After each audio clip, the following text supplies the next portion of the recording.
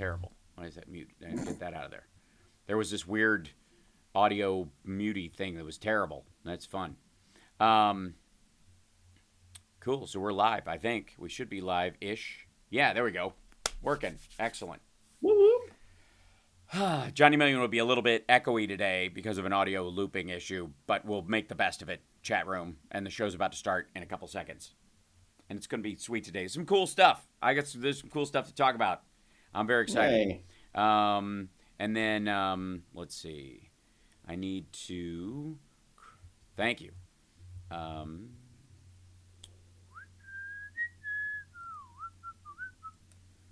see. Add...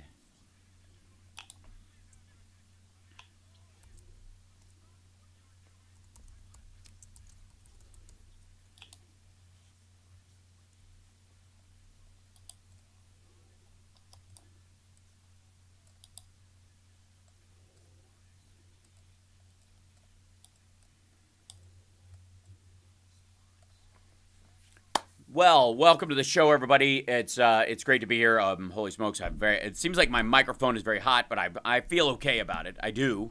Holy smokes. It's a lot of show. I'm very quiet now. Okay, well then I will turn myself back up and I'll just deal with it. I'll fix that myself. So over the course of the last 24 hours, I've done 4 shows.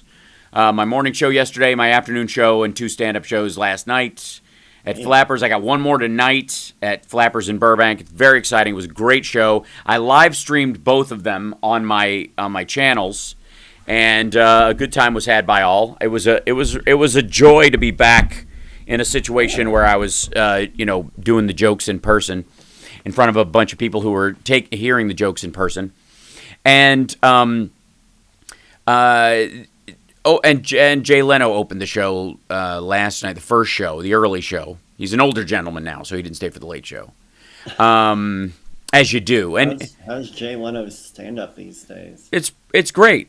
Yeah, it's great. I mean, he's a good writer. He always has been, and a little inside baseball, I guess, for fans of his know this if you've ever seen him live.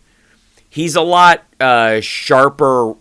He's got a lot sharper elbows in his stand-up than he ever did on The Tonight Show. Because of the... Yeah, I remember seeing him on Letterman back in the day, and he was great, and then he turned into something else on The Tonight Show. Yeah, and that's because that's the gig. You know what I mean? Yeah. That's fine. I don't have a problem with that. It's like hosting a game show to some degree. Like, you're not going to, I'm sure... Oh, Treasure Mall. Yeah, exactly. Like, they wouldn't let me do my edgier stuff when I did Treasure Mall. So, lots of stuff going on right now. There's a lot of news points to talk about, and it's really hard to figure out where to jump off from because a lot of it is extraordinarily consequential. This is kind of an amazing weekend. One of the big things that came out, the CDC just released a report that said that people, in a double-blind study that they went in 9 states from January to September 2021, a very comprehensive overall study, that people with natural immunity, having had COVID, that are not vaccinated, have a 5 times greater chance of getting COVID again than people who are vaccinated or people who have had it before and have been vaccinated. So this has been Rand Paul's primary talking point is that natural immunity is enough and you don't need to get vaccinated. And the CDC's own reporting on this, and it's a pretty big study. It's just such a dangerous hill to die on. Why are people doing this? Because of paranoid delusions based on the fact that they can't imagine that they lost an election fair and square, and so their psyche finds every way to patch holes in their existence that are somehow, sort of bouncing around their head, I can win this. Yeah, making them feel bad about themselves, essentially. And the summary of it is what's already known about this topic. Previous infection with SARS-CoV-2 or COVID-19 vaccination can provide immunity and protection against subsequent SARS-CoV-2 infection and illness. They knew this already. The vaccines work. What is added by this report?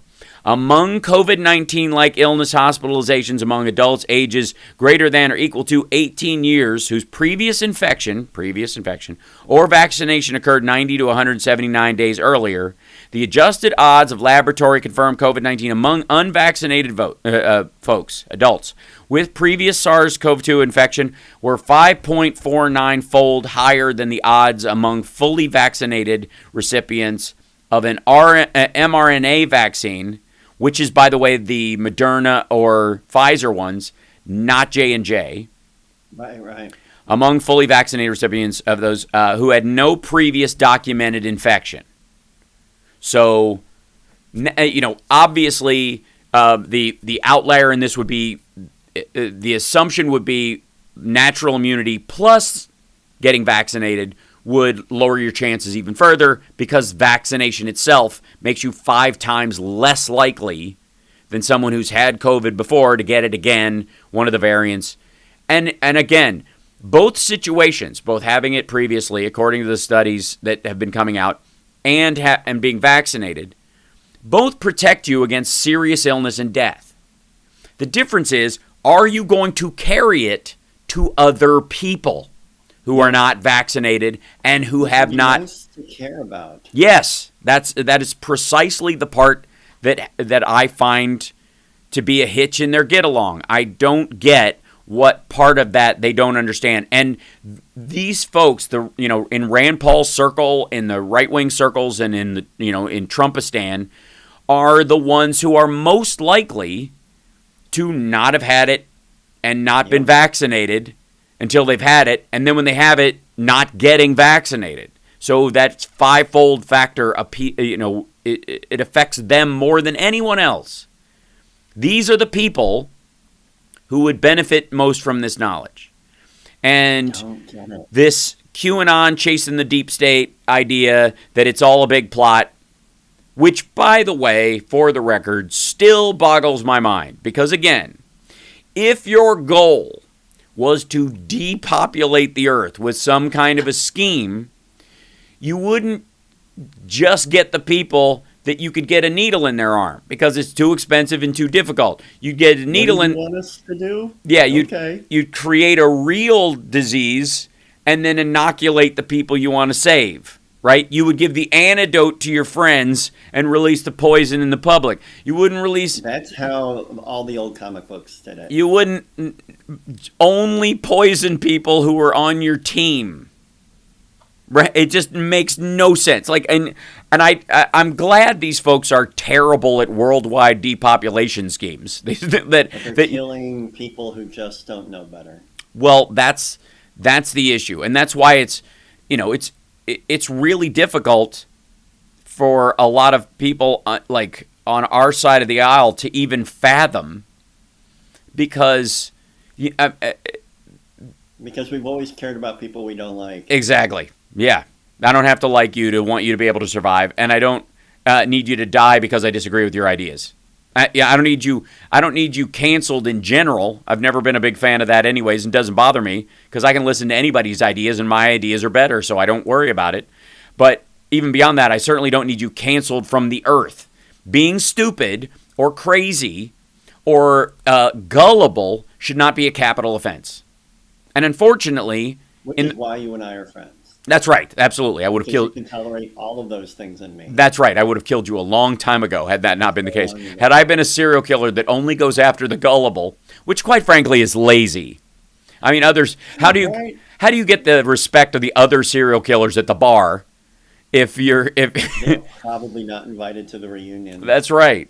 So, I honest to God, I feel like these folks are having an increasingly difficult time, luckily, in convincing their side of the aisle not to get vaccinated, not to do all this stuff. And there are a lot of these folks, and they make a lot of noise out of the EMTs and the first responders and the cops who are Trumpies. And that's what it really is about. The ones that marched in New York, the cops that are walking off are the ones who voted for Trump. It's almost 1-to-1. Again, if there was this big deep state Democratic pentablet Illuminati version of reality where they were trying to wipe out people who were true patriots, and that's the people who voted for Trump. These people are doing it to themselves, and it's terribly sad and unnecessary. But this is every time new information comes out, we find out that following the science and trusting in the fact that, even if you don't trust Big Pharma wants you to be around for a long time. They don't want to kill off their customer base. It's like the Mexican drug cartels who are trying to drive down the amount of fentanyl in the country because it's killing off their addicts. Yeah. They would rather you be alive and addicted to. The Big Pharma wants you alive and on back pills and TRT for the rest of your life. They don't want you dead next week. There's no there. But yet, this is the fantasy. And we got to take a break. When we come back, there is a story out of in Michigan where a QAnon adherent is stealing voting equipment, allegedly. With the idea that they're going to give their people the inside by getting them one of these devices that clearly will show that it's linked to Chinese computers that gave Joe Biden the Hunter Biden seat in the presidency and instead of it just being another right-wing nutcase committing a felony to show their fealty to Donald Trump. It's bizarre. We'll be back. It's the Hal Sparks radio program, Megaworldwide on WCPT Radio, Chicago's Progressive Talk. Come on down to Flappers tonight if you're in the Burbank or L.A. general area. Come on. Come on. It's fun. 10 o'clock show. If you're not there, go to infotainmentwars.com, and I'll live stream it for you if you're somewhere else in the world at 10 p.m. PST, give or take a couple of minutes. We'll see you in a couple seconds.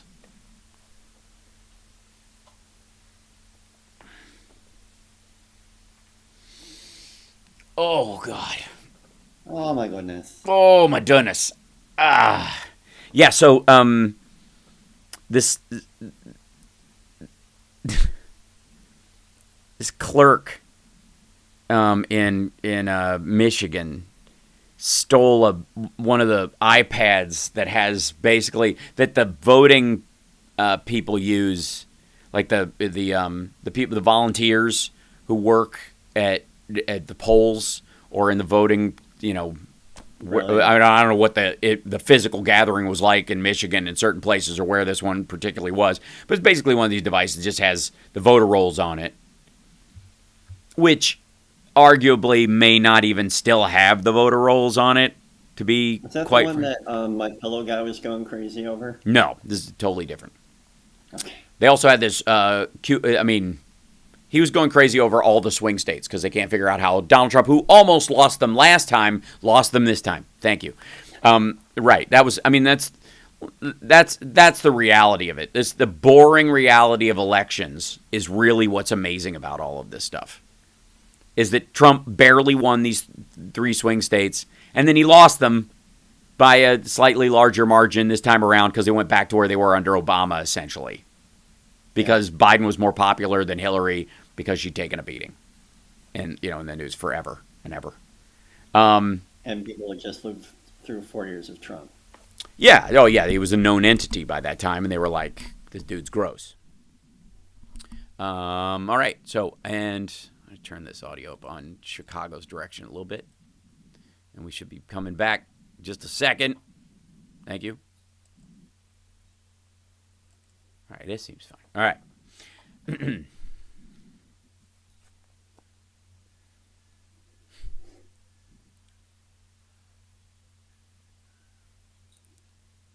I like that. All right. Yes. No, that was a...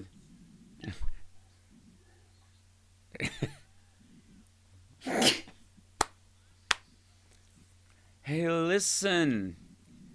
Hey, listen. I love that little additive they put on the end there. So, Johnny and I were talking during the break that one of the biggest details about the 2020 election that I don't think gets enough attention is the fact that it was boring. That really everything that happened in the 2020 election, as much as the right wing and the Trumpers and the maggots want to make a huge deal out of it, was really perfunctory, normal stuff. It was Trump won some swing states because of some progressives who held their nose because they didn't like Hillary because she's apparently a warmonger, and that they like the idea, butter email crowd, and they like the idea that Donald Trump in the first year he was in office would increase the civilian death toll of drone strikes by 80% over the entire 8 years of the Obama administration. That's right. Out of 8 years of Obama, the civilians that were killed in drone strikes, allegedly and for real, in all the war zones that America was involved in during those 8 years, the death toll of civilians was 80% higher than those 8 years in the first year of the Trump administration. Now, when these folks held their nose and didn't vote in these 3 states, and they voted down ticket, but they left President blank because they were like, well, I don't care.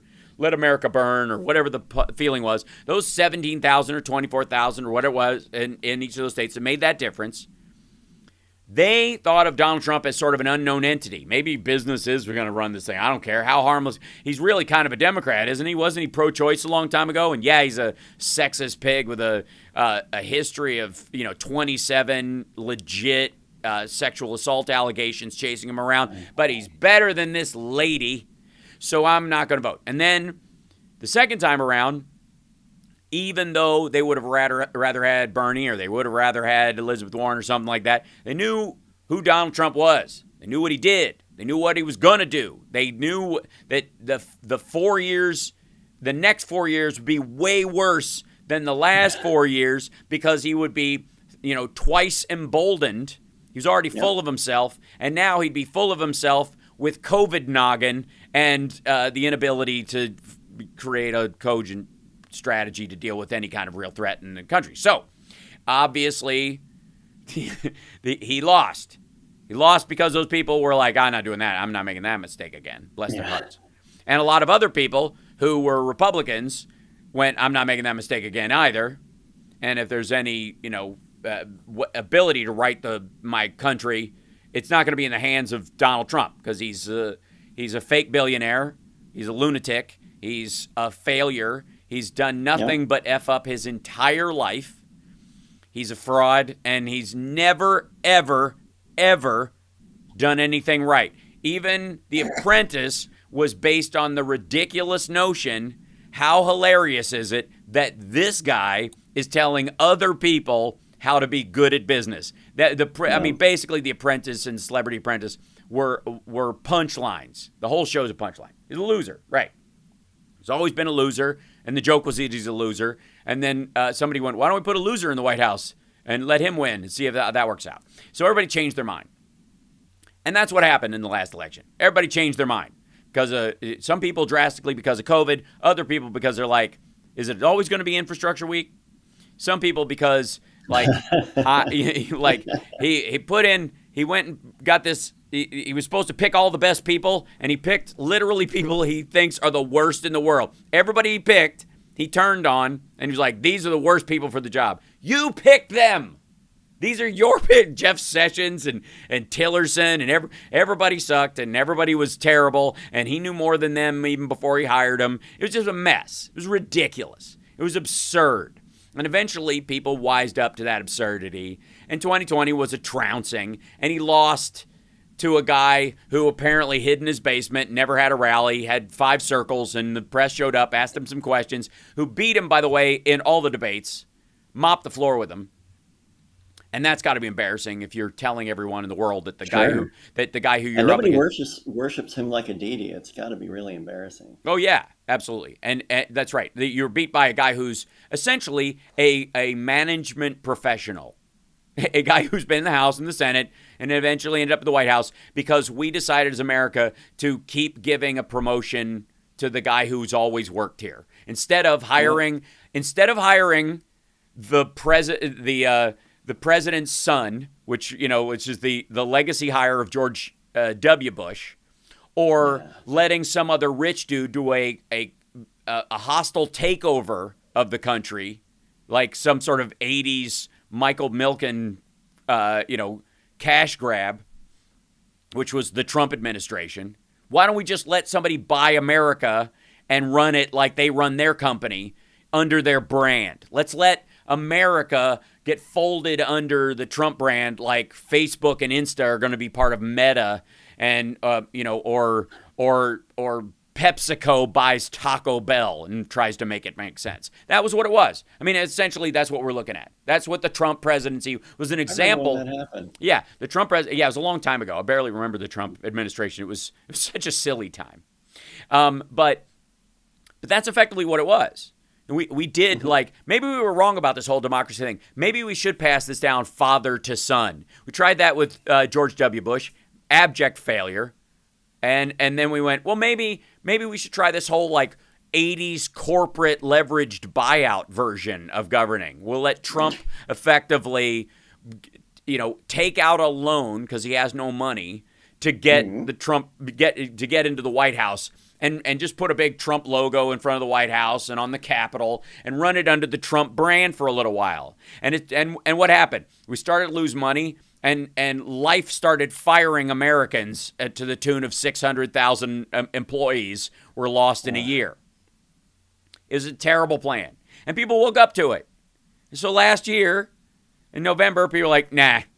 It was a big collective nah. It wasn't let's go Biden. It was a nah about Donald Trump, and let's go. I'm sorry, I was mistaken. I was being silly. I didn't realize that I was saying. You probably think that's right. It might be helpful to have someone who knows what's going on to be in this seat, and somebody who's been through a bunch of stuff and isn't going to make a whiplash decision about stuff, and understands that things take negotiation in a democracy, and you have to talk it out, and he's not afraid to talk it out, and he's not afraid to get people in a room, and that's how it happens. And that's what happened. But that can't happen. Not in Trumpistan. That can't be true. The Apple White followers of the Jim Jones crowd, they can't believe that this isn't just Kool-Aid, magic Kool-Aid that will take us to Rainbow Fairyland. Let's just drink it and see. Yep. And so ever since then, they have been having a hell of a time dealing with the fact that they just lost. You just lost. It wasn't a big thing. It wasn't this enormous, rejection of you as a human being, you rando weirdo in the middle of Indiana or Michigan. The nation doesn't hate you. We just don't want to hear your crap anymore. And you were wrong. You were wrong. You were very, very wrong. Deal with it. We're all wrong in life. We all have to deal with it at some point. Now it's your turn. Can you imagine being as wrong as he is and never having the ability to admit it? Oh, yeah. Well, but also every time you pass a mirror, knowing full well that, everything you say about yourself is nonsense. I mean, it's saying that you've got, you're the fittest and strongest and smartest and great genetics and all that kind of stuff. And you know in your heart of hearts when you walk by a mirror, you're like, I'm not fooling anyone. So welcome, everybody. By the way, like and subscribe, give a thumbs up and all that kind of stuff. But we didn't get to do this. This story out of Michigan is fascinating to me because the Trumpistan, the QAnons are still around. They're still trying to build a scaffolding on the shoulders of Donald John Trump where they are fighting pedophiles by apparently being them. I don't know if you heard that story. We'll talk about that when we come back. So QAnon clerk steals voting equipment, for America. Yeah, you got to infiltrate. And then this recent QAnon dude gets busted for it turns out he has a record, and that record is exactly what you think it is. We'll be back right after this. It's the House Sparks radio program, Megaworldwide on WCPT Radio, Chicago's Progressive Talk. It's okay that you're wrong, maggots and Trumpsters. It's okay. Yeah. It's all right. 3-card Monty, people fall for it. You welcome back into the fold. Go get vaccinated, and we'll start arguing politics again. Okay, we'll be back after this.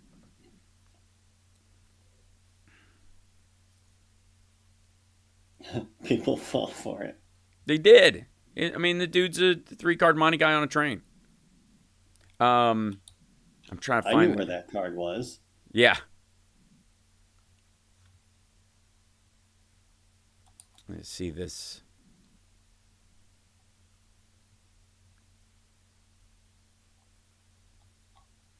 Mm-hmm. Mm-hmm.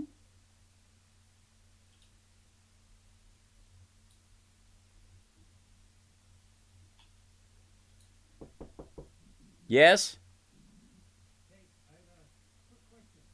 Yeah, pop in. Hurry up. Yeah, what?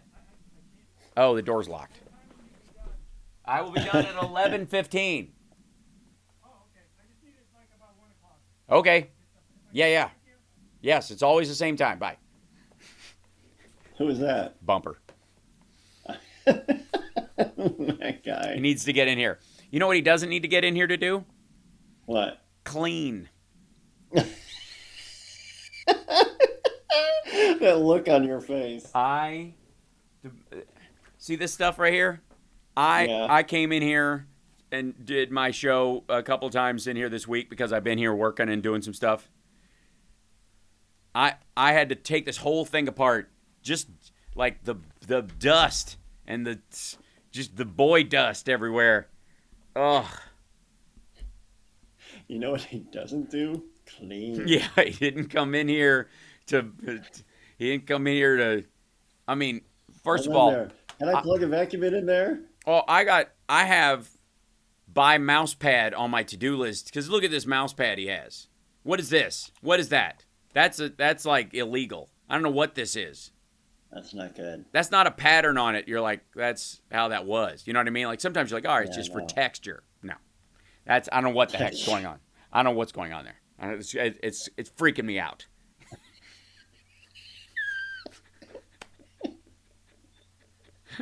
Can I come in there and what?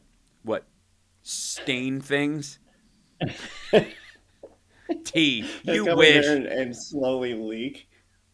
Oh, God. You don't understand how, like, bless you patrons and regular super chatters. You don't know how spoiled I have become by being able to, like, create the studio at the house and keep it in good order. And doing the show in this demilitarized zone. Thank you. In this demilitarized zone I'm in, from a germ standpoint. The good thing is it's so nasty. I'm not worried about COVID because the germs in here would just punch it in the gym.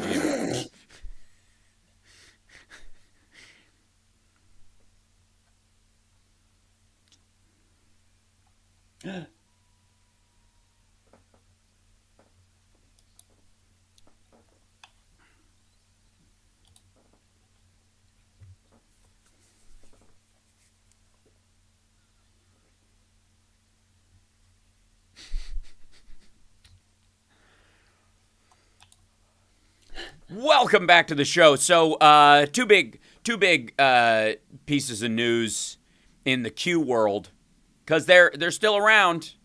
You know why they're still around, Johnny Million? No, I never understood why they started. Because twofold. One, these people have nothing better to do. They don't have any real friends. They can't interact with human beings face to face without driving people away within 3 minutes. They're socially broken. They've driven their families away through all this nonsense.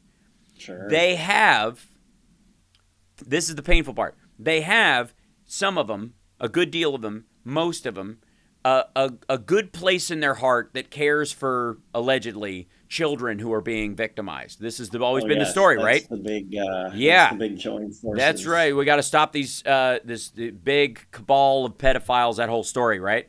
And it's for the kids. I'm all on board with that. Knock yourself out.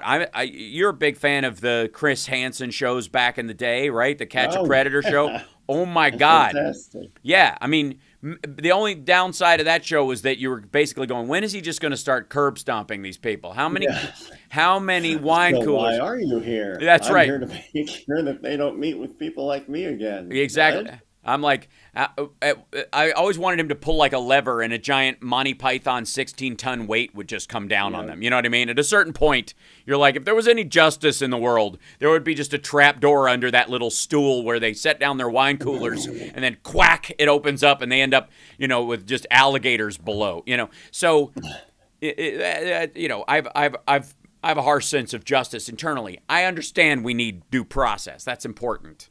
But we all go there. You know what I mean? Like, and you're always amazed at the people that show up. You're like the broad swath of human beings that show up. You're like, this is a little creepy, right? Yeah. So the folks that are the Q adherents who really are all in on that part of it, in their heart of hearts, a lot of them are there for the children. They're protecting the children. They have to protect the children. Johnny, they have to protect the children. The children are at risk. You must protect the children's. That's why we're here. And the way they're doing that is by following the clues and that are left by Q that the bakers in the Q movement figure out for them and give them marching orders. So the Q plants all these little seeds, and then the bakers make these little cookies of truth, and then they eat the cookies of truth, and then they eat me and grow big and drink me and grow small. I don't know how it works. Anyways, but the point is, delicious. The bakers, the people who do this stuff, who are telling them how to save the children's, are the influencers in the QAnon world. Like a gentleman named David Totoshini, who goes by David Trent. Because when you're in the business of saving children from a cabal of pedophiles, you need a nom de plume. Yep. And this guy, David Trent, who's helping these people figure out how to fight the cabal of evil pedophiles who are working behind the scenes, the deep state of cabal of that drink the children milkshakes and what have you, the adrenochrome injecting Democrats, or what have you. This guy is going to teach you how to go after those folks.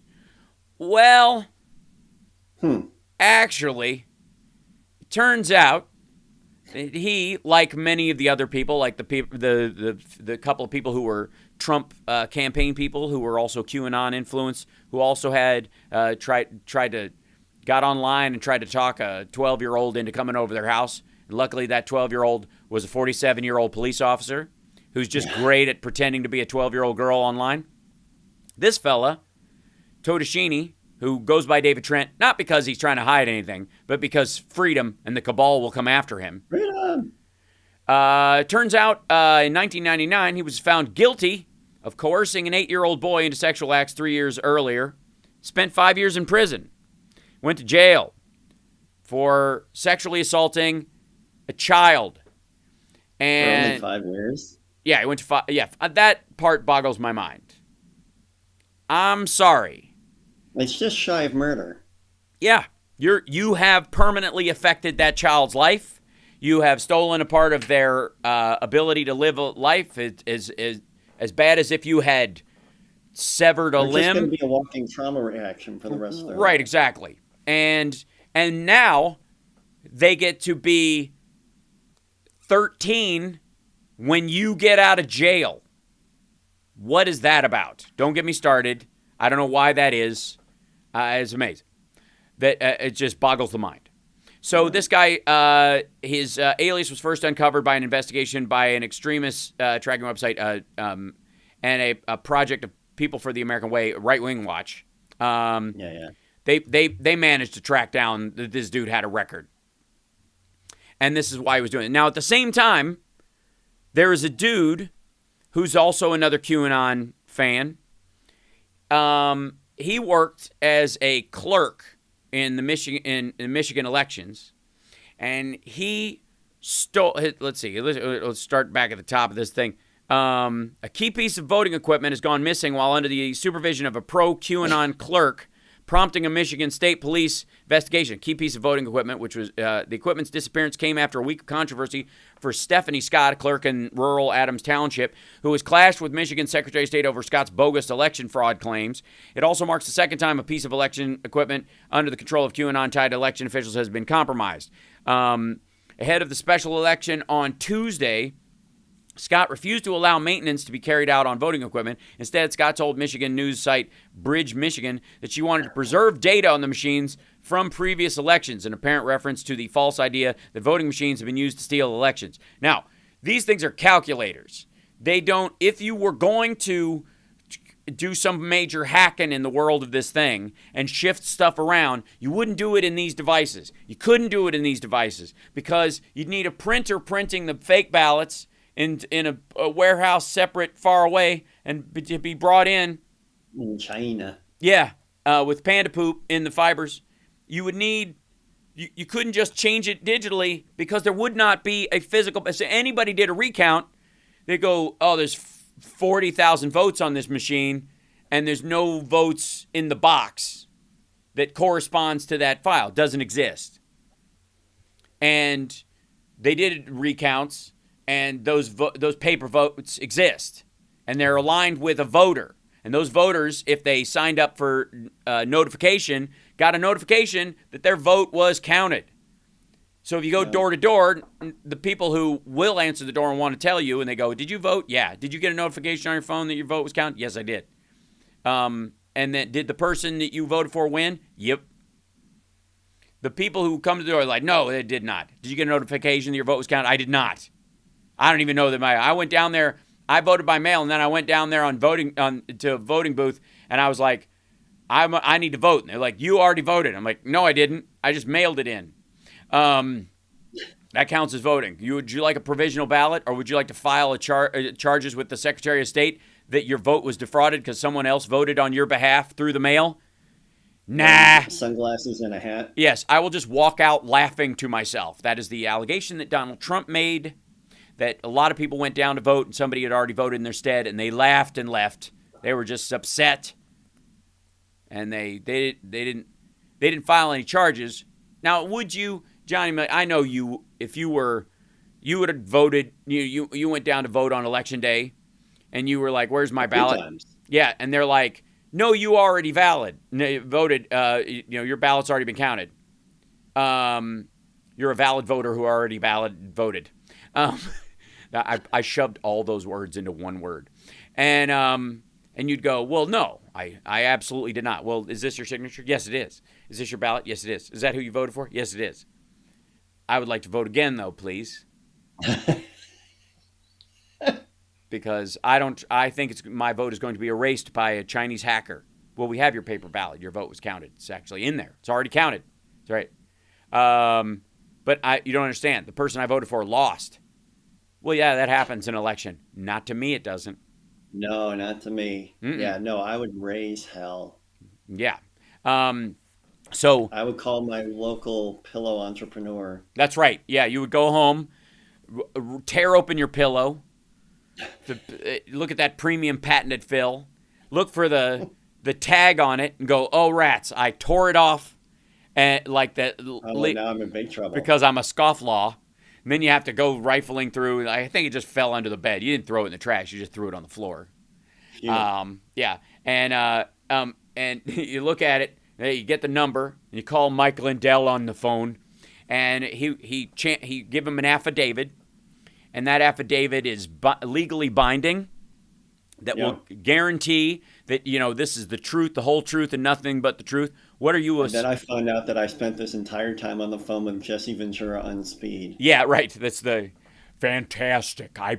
My voice sounds a little different when I'm down below the Denver airport, and it's all a conspiracy by the UN shock troops. Is he a Denver airport guy? Yeah, he's one. He did a special from there. He did Jesse the Body Ventura did a conspiracy TV show, amazing. And they did one about the mural at the Denver airport. It's fantastic. But you signed an affidavit, Johnny Million, that said you believe that you thought you saw something that appeared to you to be voter fraud. And if that's not legally binding, I don't know what is. That you affirm that you believed you thought you saw what you thought was wrong at the time, Your Honor. I have thoughts. And therefore, if they show you evidence to the contrary that proves that you are, to quote someone who's currently in trouble, clearly lying. If they found that out, you could go, well, all I said in my affidavit was I believed I thought I saw. Yeah. That's the point where I would double down. Yeah, you can't throw me in jail for being a sucker, because that's what all these affidavits say. All of them. I've read a bunch of them. The ones that Rudy Giuliani was peddling. We've seen a bunch of these things. And this QAnon dude that's working as a clerk, cut from the same cloth, wants their beliefs about what they thought they saw to be legally binding on someone else's vote. But if they are caught trying to vote twice, they will walk away chuckling to themselves, knowing full well that they were violating the law. Their vote was not stolen. And this dude who has stolen this tablet, when Cast and their team arrived in Adams Township to inspect the voting equipment, they found a surprise. During the inspection, officials discovered that the voting machine's tablet, key part of its operations, was gone. Michigan State Police launched an investigation Thursday to uncover who took the tablet. It's not clear who took it. Scott didn't respond to a request for comment. A spokesperson for Benson declined to comment on the ongoing tablet investigation, but in remarks to Bridge, Michigan, made before the missing equipment was noticed, Scott seemed focused on protecting the equipment from other election officials. She's got to steal it before they can steal it, because the fear is that someone will steal it in secret. So she has to keep the theft of this thing and who may have done it secret from the cabal of voting machine stealing secret people. This is the Trump world right now. This is all that's left, except for Trump Social, the new Donald Trump social media website. Wasn't the beta hacked? Oh, we'll find all about it when we come back, because I've already signed up for it. I, like hundreds of other people, signed up as Mike Pence. And I'm hoping to get my own version of the orange check mark or whatever it comes with. We'll talk about it when we come back. Apparently, it, like the rest of the Trump brand, is doing terribly right now. What? And might not be something you can run on in 2022, contrary to popular belief. And popular in air quotes. We'll be back right after this. It's the House Sparks Radio program, Megaworldwide on WCPT Radio, Chicago's Progressive Talk, WCPT820.com, and of course streaming at infotainmentwars.com or fwank.com, FWANQ.com. You can subscribe on Twitch, twitch.tv/HalSparks by going to the fwank link. And if you got Amazon Prime, it doesn't cost you a dime, baby. You can help the show out. It doesn't cost you anything. You just help that way. Be lovely. Even if you watch or listen to the show in other ways, it's a great way to help. We'll be back.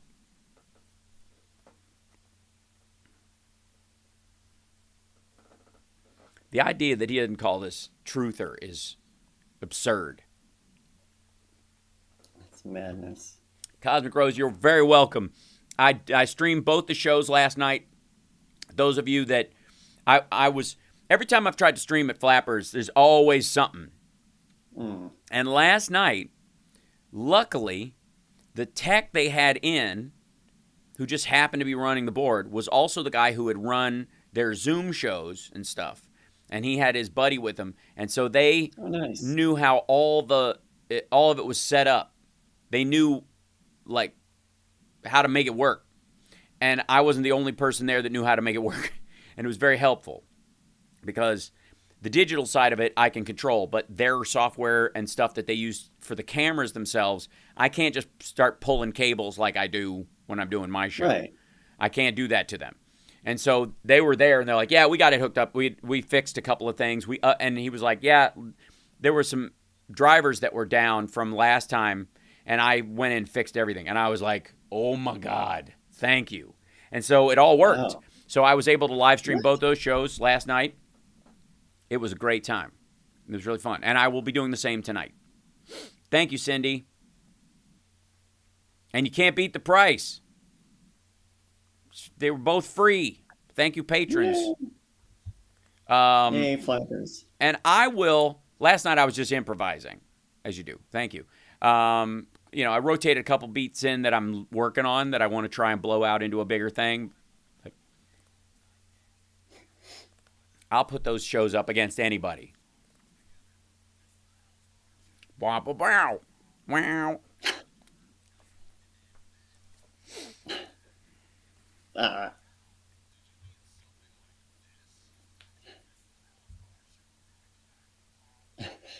Poor data.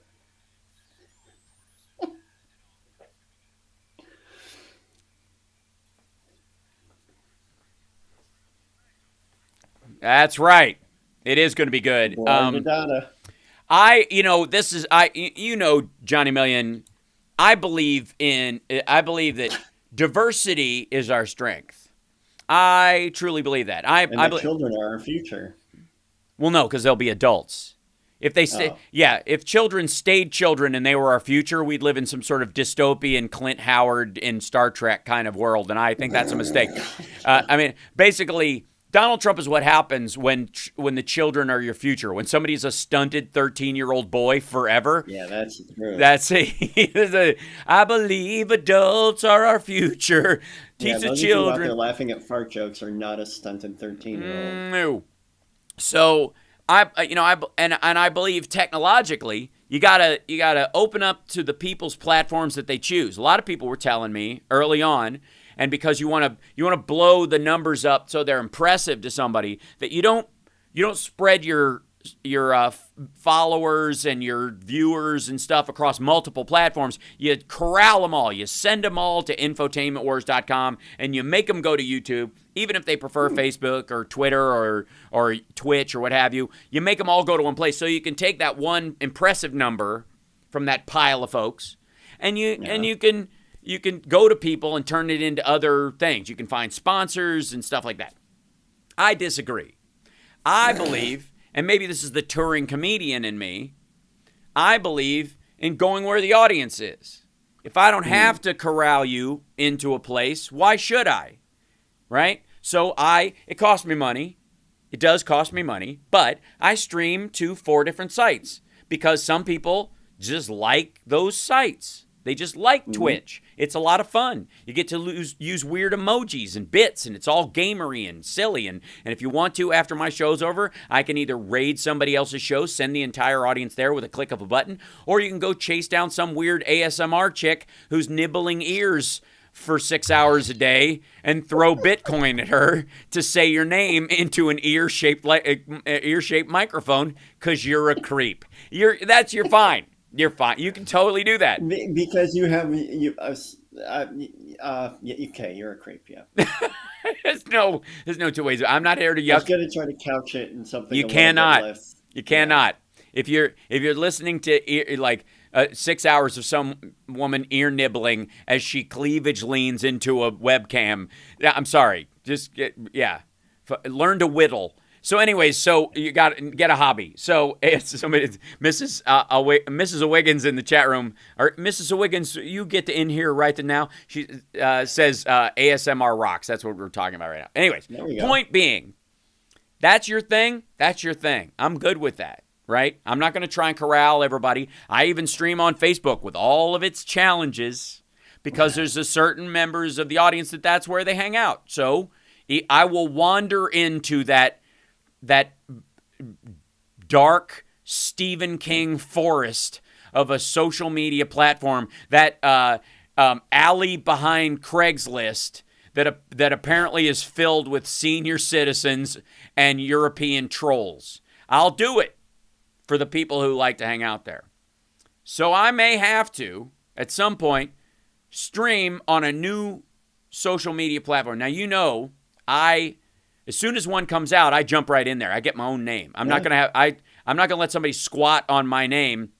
If it takes off, I need that channel. Ground floor. That's why I'm at Hal Sparks on Twitter. I learned that from the real Hal Sparks on MySpace a long time ago. That was annoying, Yeah. So piece by piece, I jump right in there, and so obviously, I hear about this new social media platform that's coming up, which is going to be free speech central, man. You can say anything.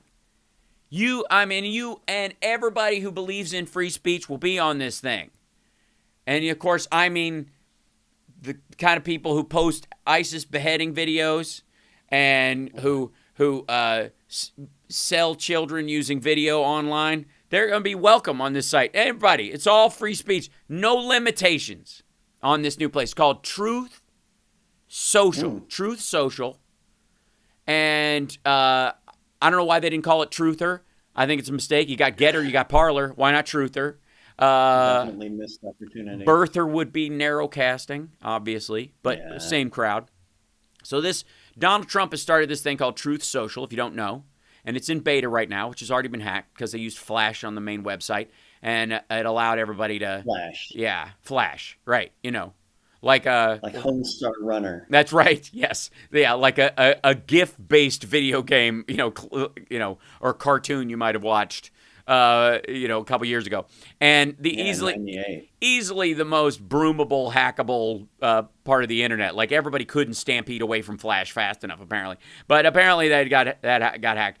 And it's going to be, but the nice thing about it is, it's going to be a site for free speech purists.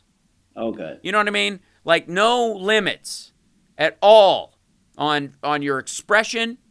They want everybody to come. Liberals, they want progressives, they want conservatives, they want QAnon, they want Nugent fans. They want, everybody to get together and be able to speak freely, except there's one, you got to have one exception. Right? There's one exception. Okay. You can post ISIS beheading videos, for education purposes. Yeah, that's necessary. You can post, videos of a child you have for sale on the dark web. Apparently, that's fine. You know what I mean? For education purposes, Right. You cannot, though, disparage the network itself or Trump or any member of his family or the Trump organization. If you say a bad word about them, you can be kicked off the network for, and I quote, any reason or no reason at all. That's fairly broad, but it's true. Oh. Now I know what you're thinking, Johnny Million. You're thinking, that doesn't sound like free speech to me. No, it sounds like North Korean. It sounds very much like, it's... almost, you should call it not defame the dear leader. Yes. It's more like North Social than Truth Social. But, you cannot disparage Trump or his family or the organization or say anything bad about the network itself, even if, and I doubt what this. What else is there to say on that app? Even if, and I can't imagine this will ever happen, but if in the remote possibility, even if it sucks, even if there's problems with it, now you can go to, Twitter is obviously run by left-wingers who shut down everyone and don't believe in free speech.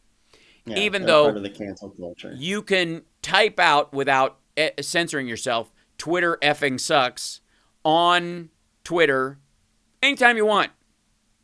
And it will never get removed. It will stay. It will stay. That post will remain forever.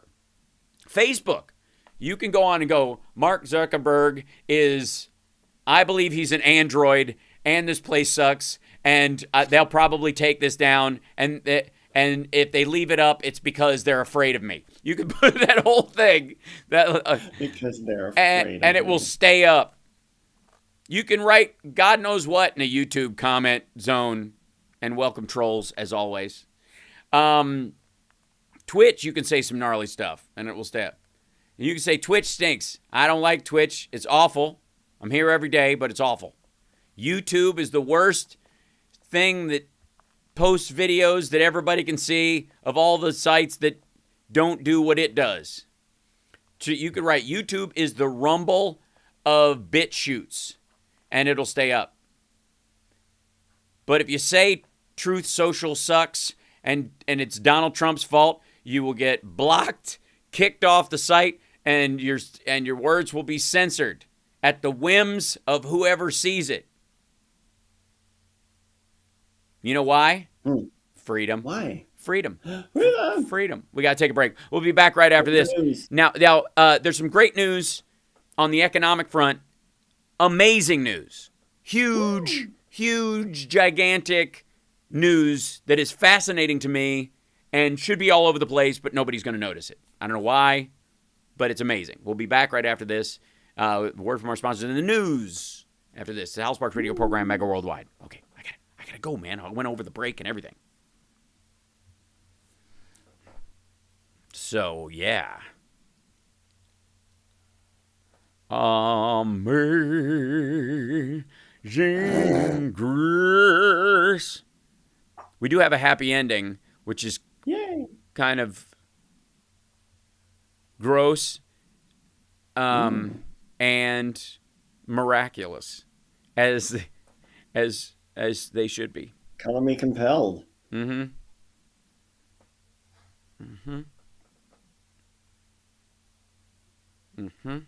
We'll do that like kind of later on in this. I'm afraid to take calls because I don't know where the audio's coming from, so we're just going to chit chat today. Splort. How dare I go over the bank? I know, Carlene, it's terrible. Chip is not here, Cosmic Rose. I'm in L.A. Who's a troll? I don't know that. I just always assume they are. Jay Leno last night wore the funkiest old man suit. That's his uniform. He's got many of those. He wears a dark suit. Not,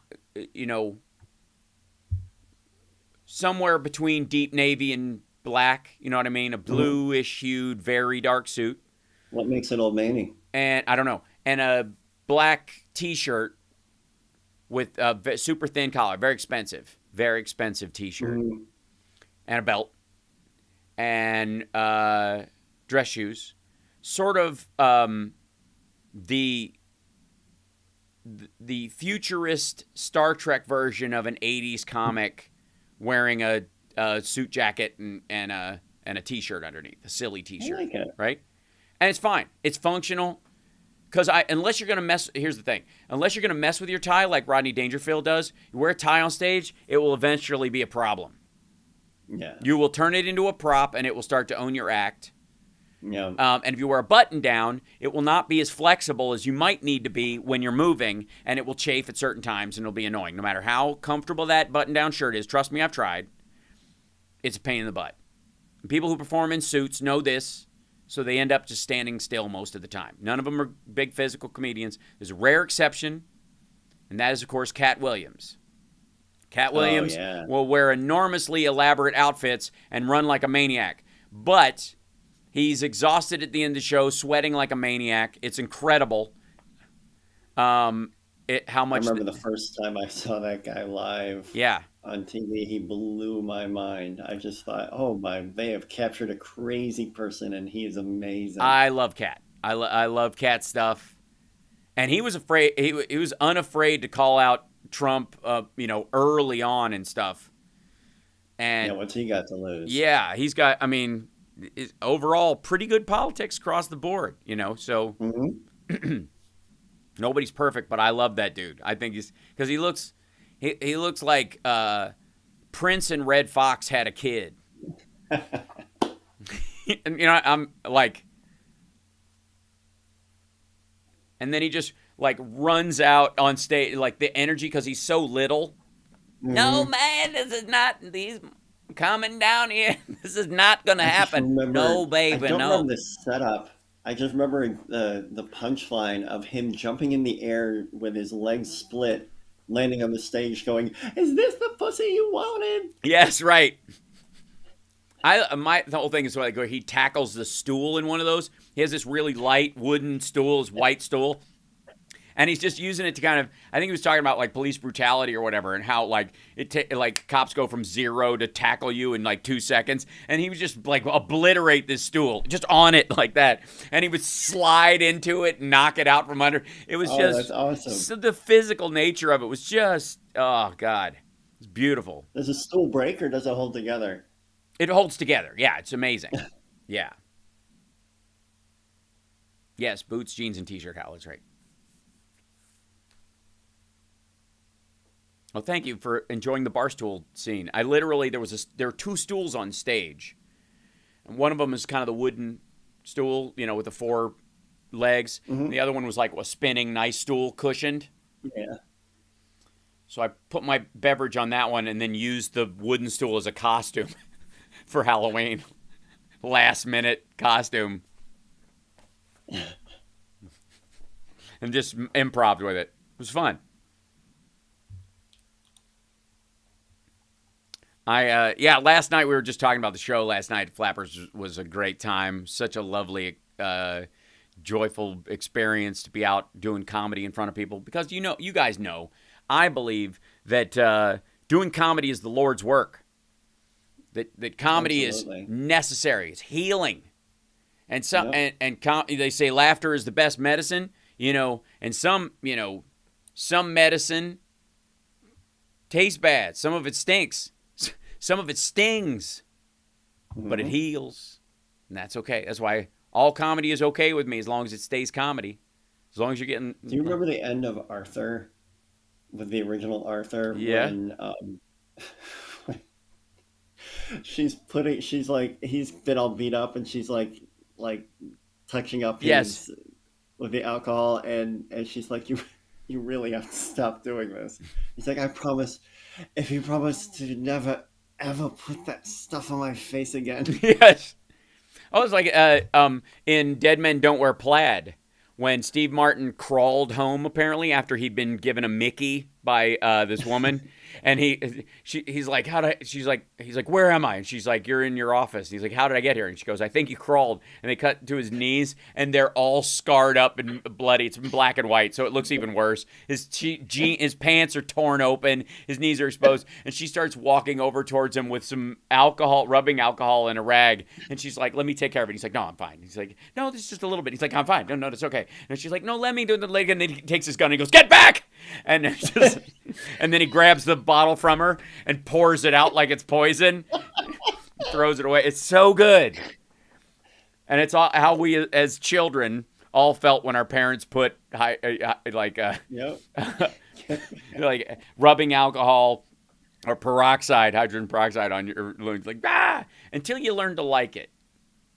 When I turned a corner when I was a kid where I enjoyed the sting of peroxide. I did until I got that really bad road rash when I fell on the trail. Right. There's something about alcohol and road rash. Oh, It's yeah. eternal. Not the alcohol part of it. I'm talking about peroxide.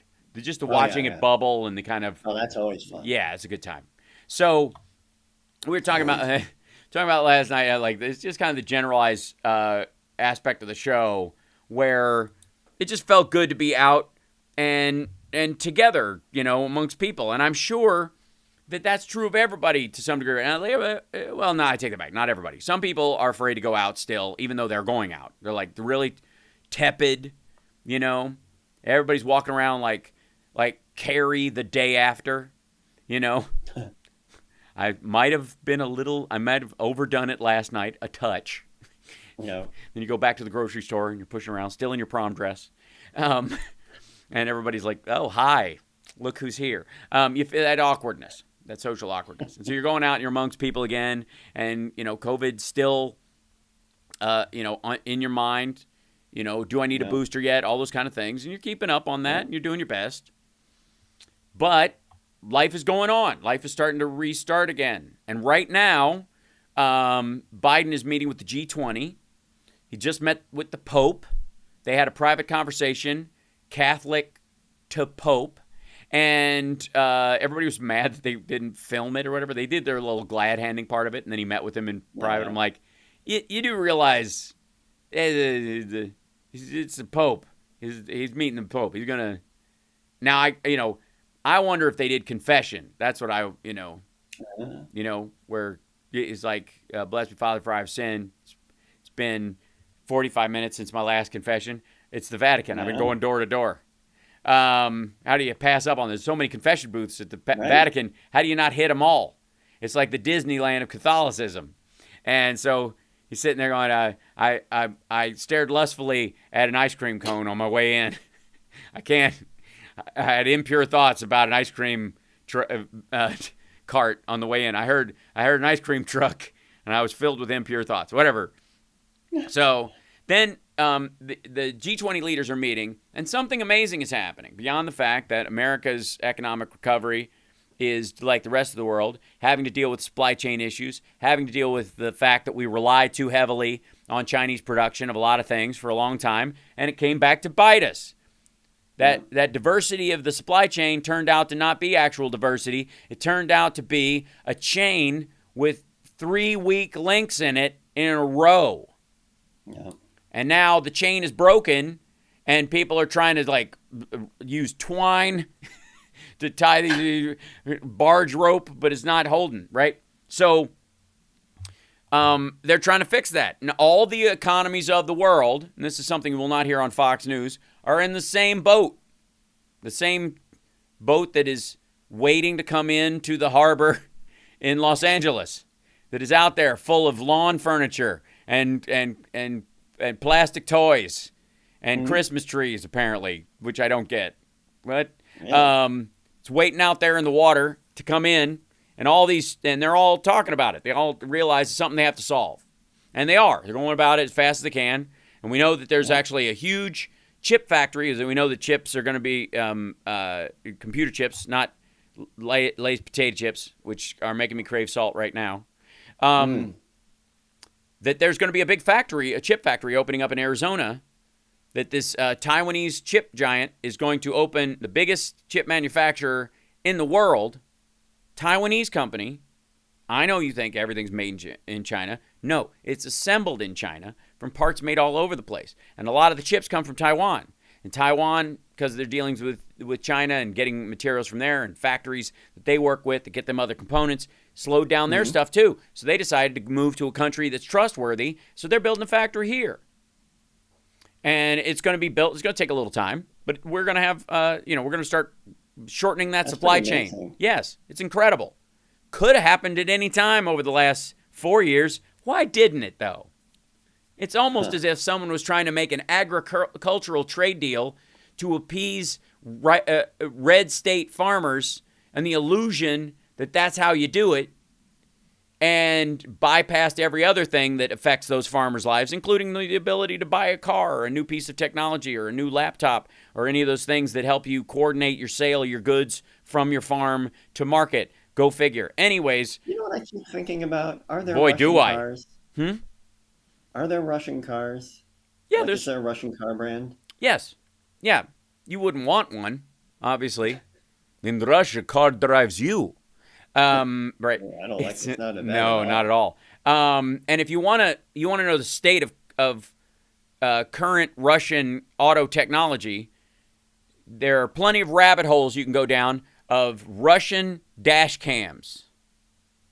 Yes. Yes. You get to see, most of us have to watch, if we want to see the crash test on a car you're interested in buying, you can go online and watch it.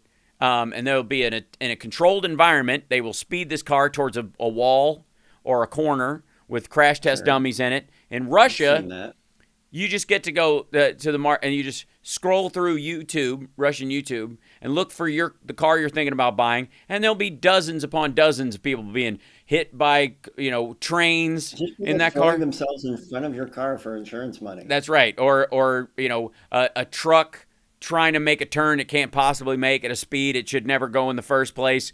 Jackknifing, like sliding down a mountain into you. Yeah, exactly. Just losing total control. Right. Just landslides because they have nothing blocking that stuff from the road. Yeah, sitting rolling over for no particular reason except for the front wheel went out, and an upside down shot as a super pack of wolves approach you.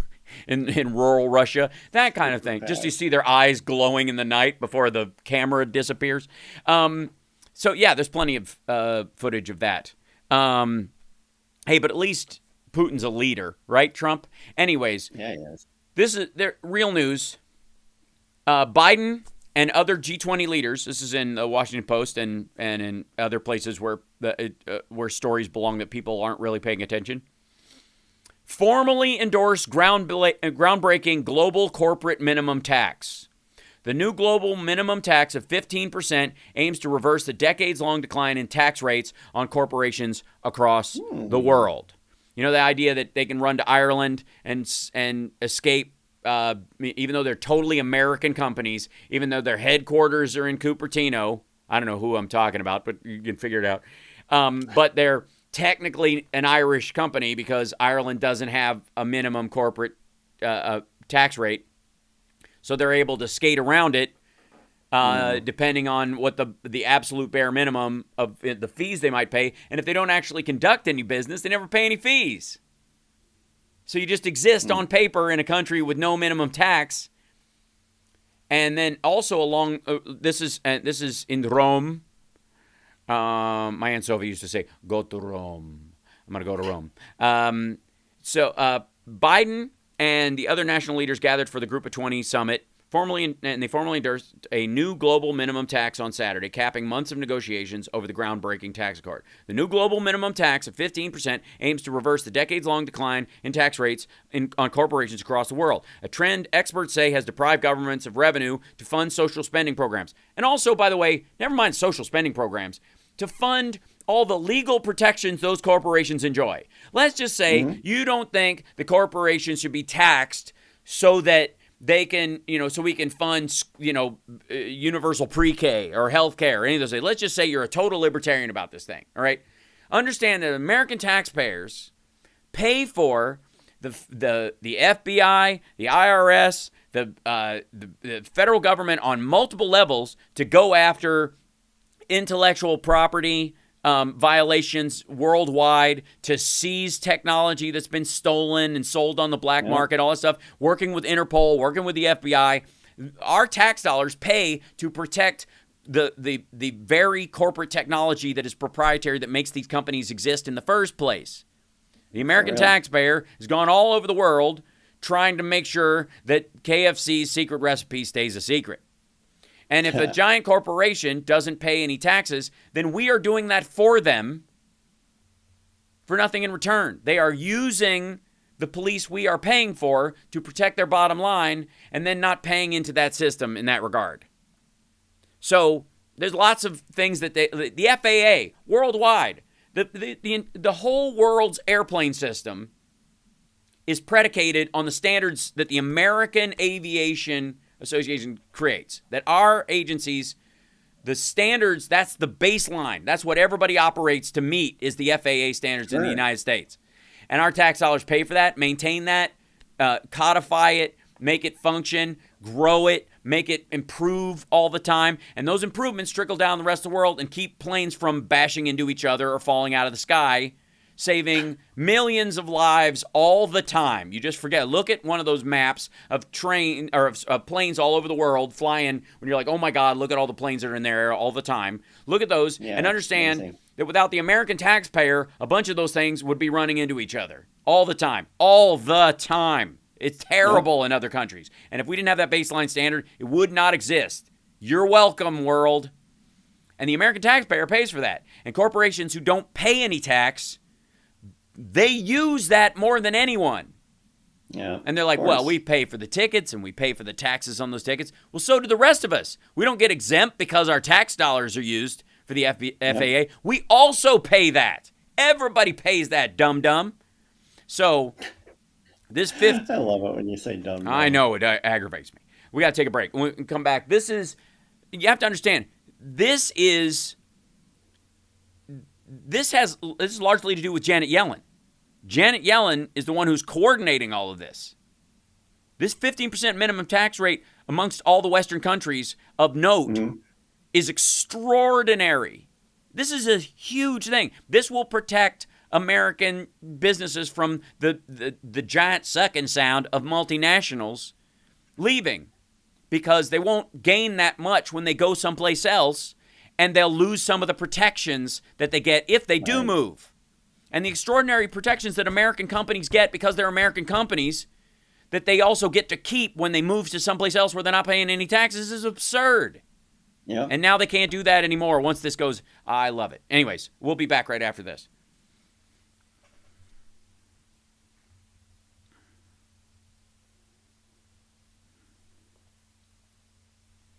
Each of the finance ministers in these countries has endorsed it in the G20. That's amazing. And Hungary just signed on. You know how, like, Tucker Carlson just gave a speech in Hungary. That's how, think how woke Hungary is right now. They believe in diversity of opinion. They even let Tucker Carlson speak. So you don't even, they're so diverse, you don't even have to have good ideas. So they signed on to this because they suffer from the same thing. Everybody's chasing the Cayman Islands. They really are, or Russia or whatever, or China, but there's no protections in those places. The Cayman Islands is protected by basically a mafia code. So is Russia and so is China. China's now breaking that code, and Russia's always broken it. You got to fold in under Putin or you're going to die. And a bunch of these idiots have disappeared. So, chasing South Dakota. Meta will ruin Meta. Oh, I'm very excited about Meta, folks. Meta, destroyer of worlds. Join Meta. Embrace the suck. It had such a weird, like Black Mirror vibe. Totally. To that announcement. Just fucking, it's so just like tone deaf and but like blind. Yeah. It's the tone deaf version of blindness. It's just how stupid can you, like, it just sounds, what's the creepiest name? And they're going with Metaverse because they want to encompass all things, which is so 1984-y creepy anyways. But so Metaverse will be the new website that joins, the sort of VR version. Thank you. Which isn't going to take off until VR glasses are just like glasses. Just isn't. And everybody's going to be trying to do that for a while, but like make them smaller and smaller and smaller until they're small enough. Nobody's going to walk around with an Oculus on their face. It's just silly. Oh, sorry. How read Mom's comment? Did I miss it? Sorry. Scroll back through. Hi, Moms. What was it?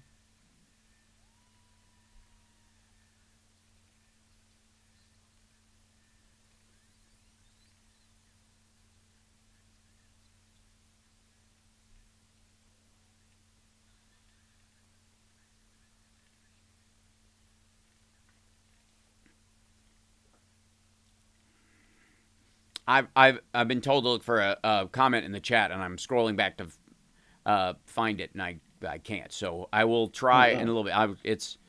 The way I have to view it on here is a little behind. But we were talking during the break about Meta, the new umbrella company that Facebook is going to fall under. They're going to bring in Instagram and WhatsApp under that, and it's kind of like Nord Stream pipeline.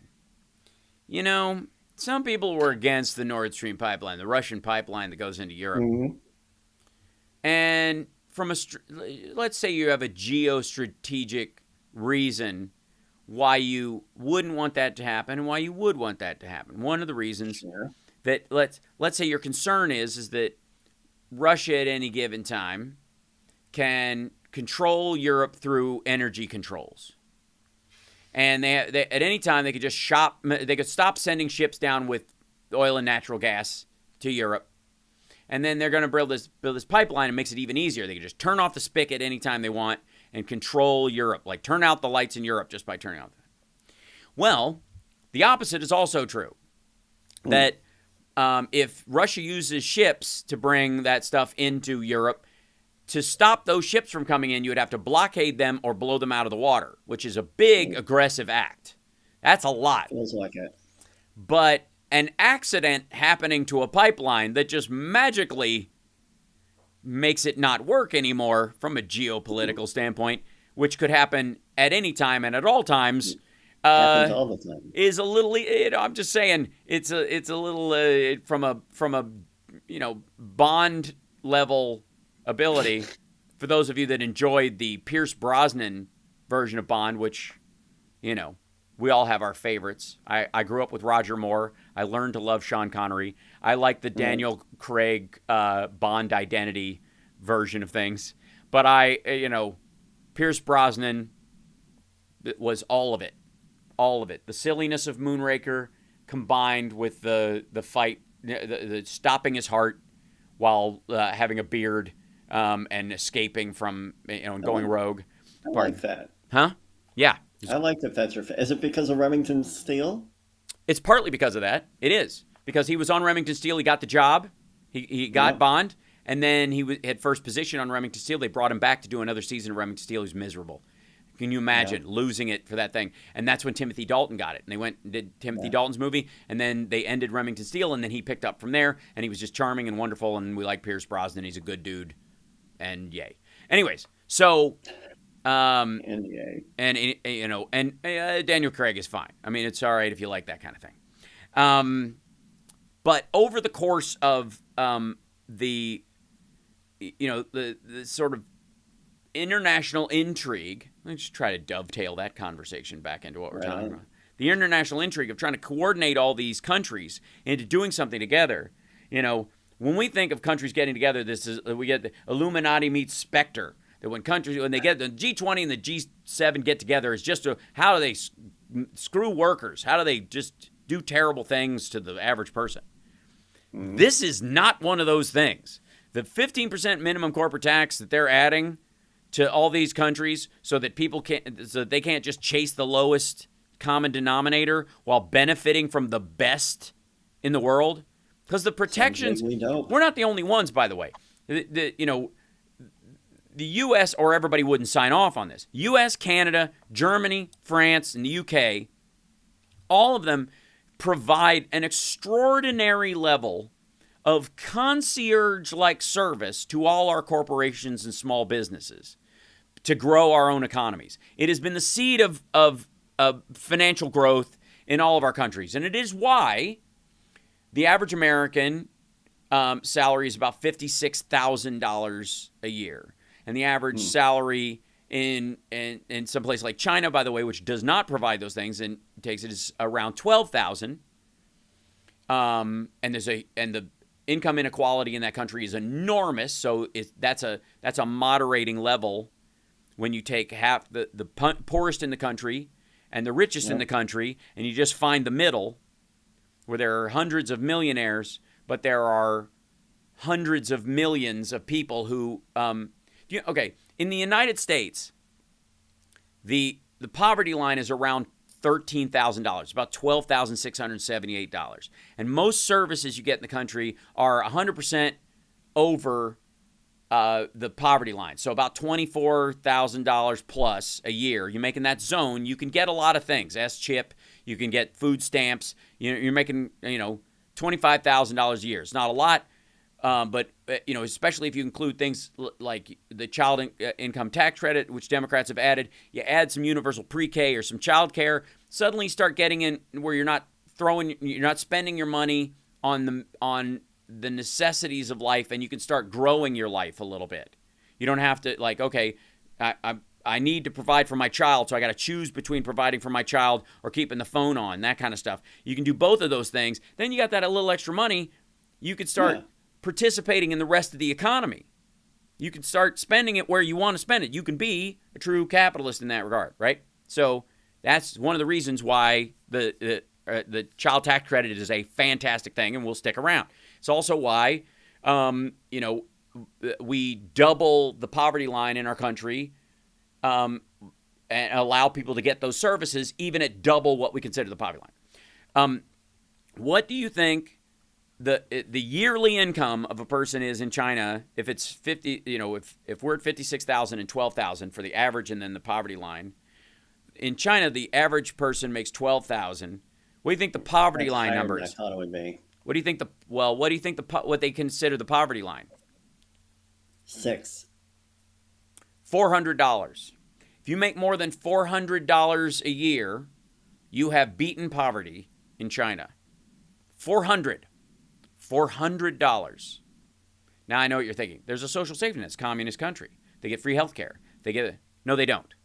There's none of that. And You know how many years of free school you get in the United States? 12. You will now get, if you want it, 14 and 16 if you include 2 years of universal pre-K. In the United States of America, this capitalist monstrosity. You know how many you get in China? 9. And you pay to go to high school. That's right. Not university, not college. You pay to go to high school. You also pay fees to go to middle school, or what's the equivalent of middle school.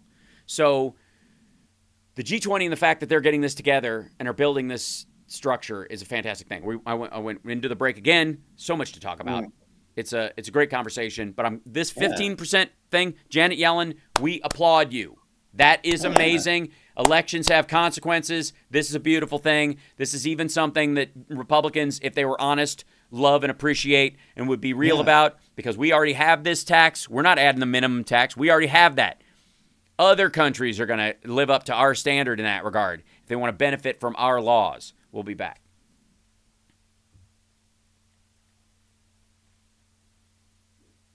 We pay here to go to high school about $300 a year per kid. No, taxes. You don't pay cash. Everybody's tax dollars go to provide for high school. Right. And if you pay, you're going to a private school. If you live in a school district and you don't have any kids going to that high school, you're still paying. That's right, exactly. We contribute to it as a society. Right. That's part of the social contract. That's right. It does. I could go live in the woods. It does not occur in China. It just does not. It's amazing. I mean, I don't even know that people know that. You know what I mean? I didn't know that. Yeah. Does China have taxes? Did you know that I have to stop in the restroom for a second? Yes, that I know. That's for sure. Okay. And I've got 2. Yes, you do. Well, just shut the door. There you go. Okay, you're muted. Yeah, I don't hear anything. It's blissfully silent. But I'm going to pour water in a cup just to...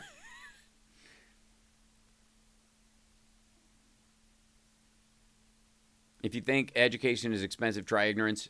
Well said, Mandy.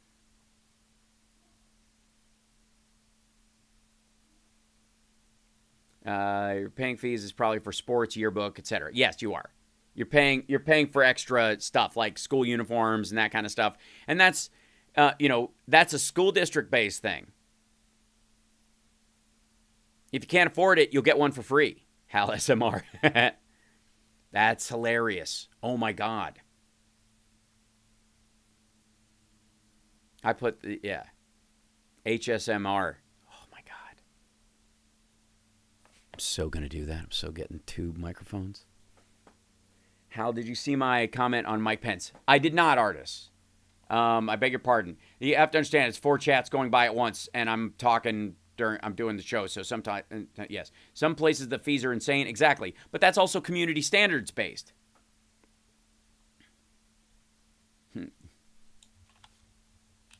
I think I'm going to start doing that door closing thing all the time.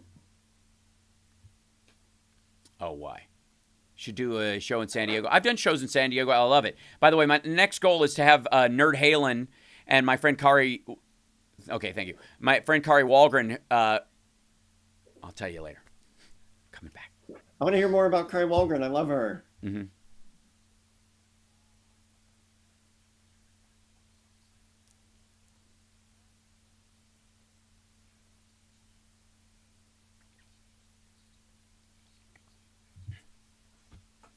Yeah, people were asking sometimes if I don't see their message in the chat, and I apologize if I don't, because literally the chat window I have open shows me YouTube, Facebook, Twitch, and Twitter.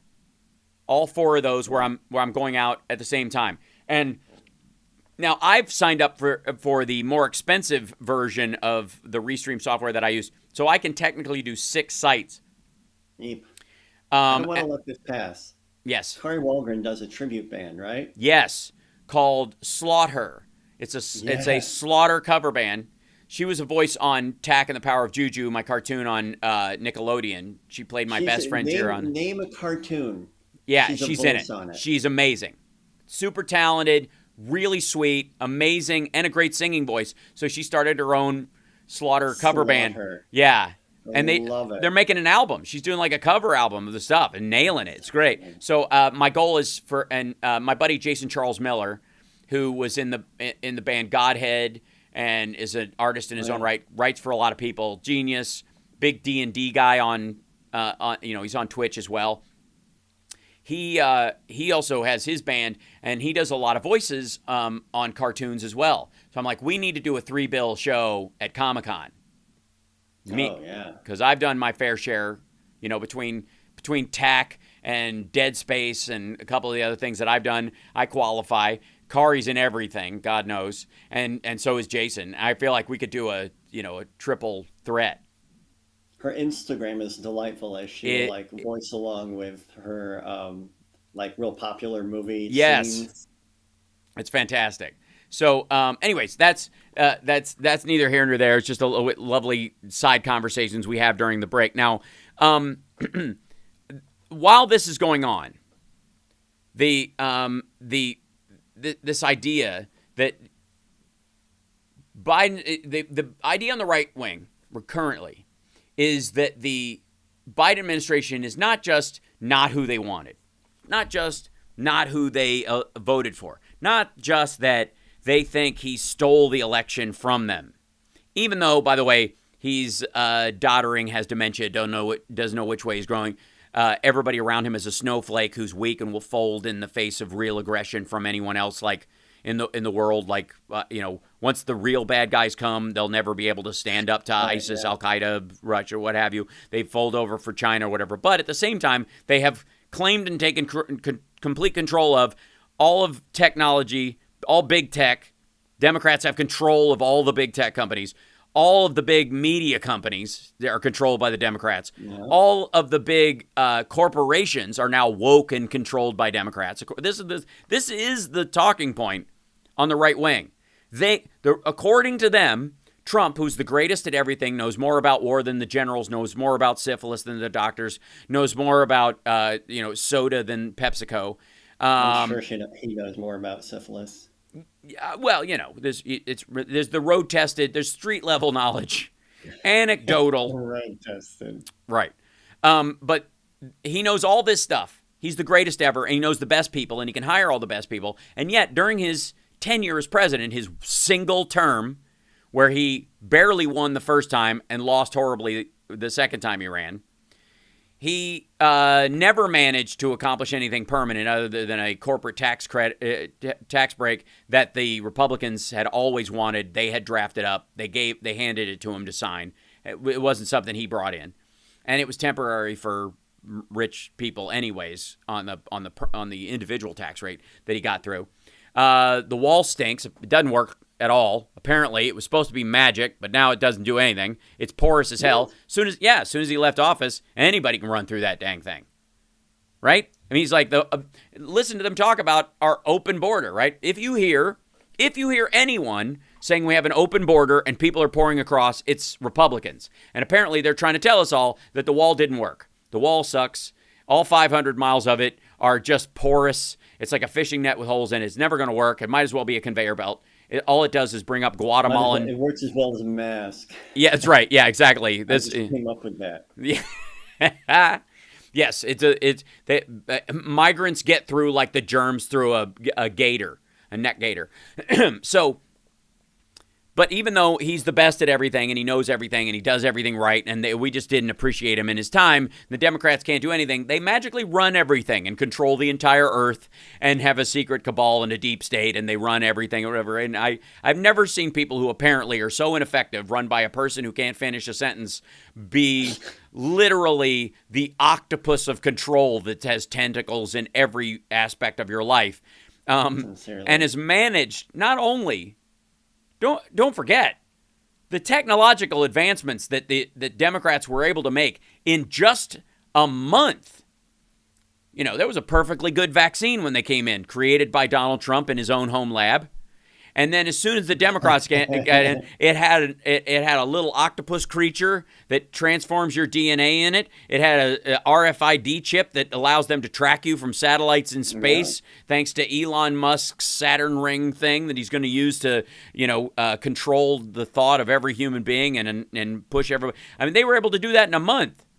That's how amazing Democrats are. That's not even technically possible based on physics. And they've managed to do it. I'm impressed. Yes. Eat your heart out, Nikola Tesla. Yes, wireless energy is one thing, but the Democrats have managed to create technology that's impossible, make it so small it wouldn't work, and put it in everyone that already agrees with them. But the very people they would want to track... Yep. Diagnabbit, they just can't do it. It kind of, you know what I mean? It's kind of like it's like God wanting some psycho redneck to kill left-wing activists. The Lord sent me here to stop you. Tiller the baby killer, I'm here because the Lord wants you dead. Well, the Lord has a lot of options. He could give him cancer that's virulent and only takes 13 seconds. Aneurysm? Yeah, hey, what the easiest way out? That's just God being lazy. Yeah, right. I'm not pushing things, by the way. That's that's just God being lazy. Do I have a headache? Okay. Lightning strikes. What happened to a good old lightning strike, right? May the Lord strike me dead, right? That whole thing. Tornadoes, like hurricanes, your car just loses control. Some of that Damien Omen stuff, you're just in the park walking along and some Rottweilers get you.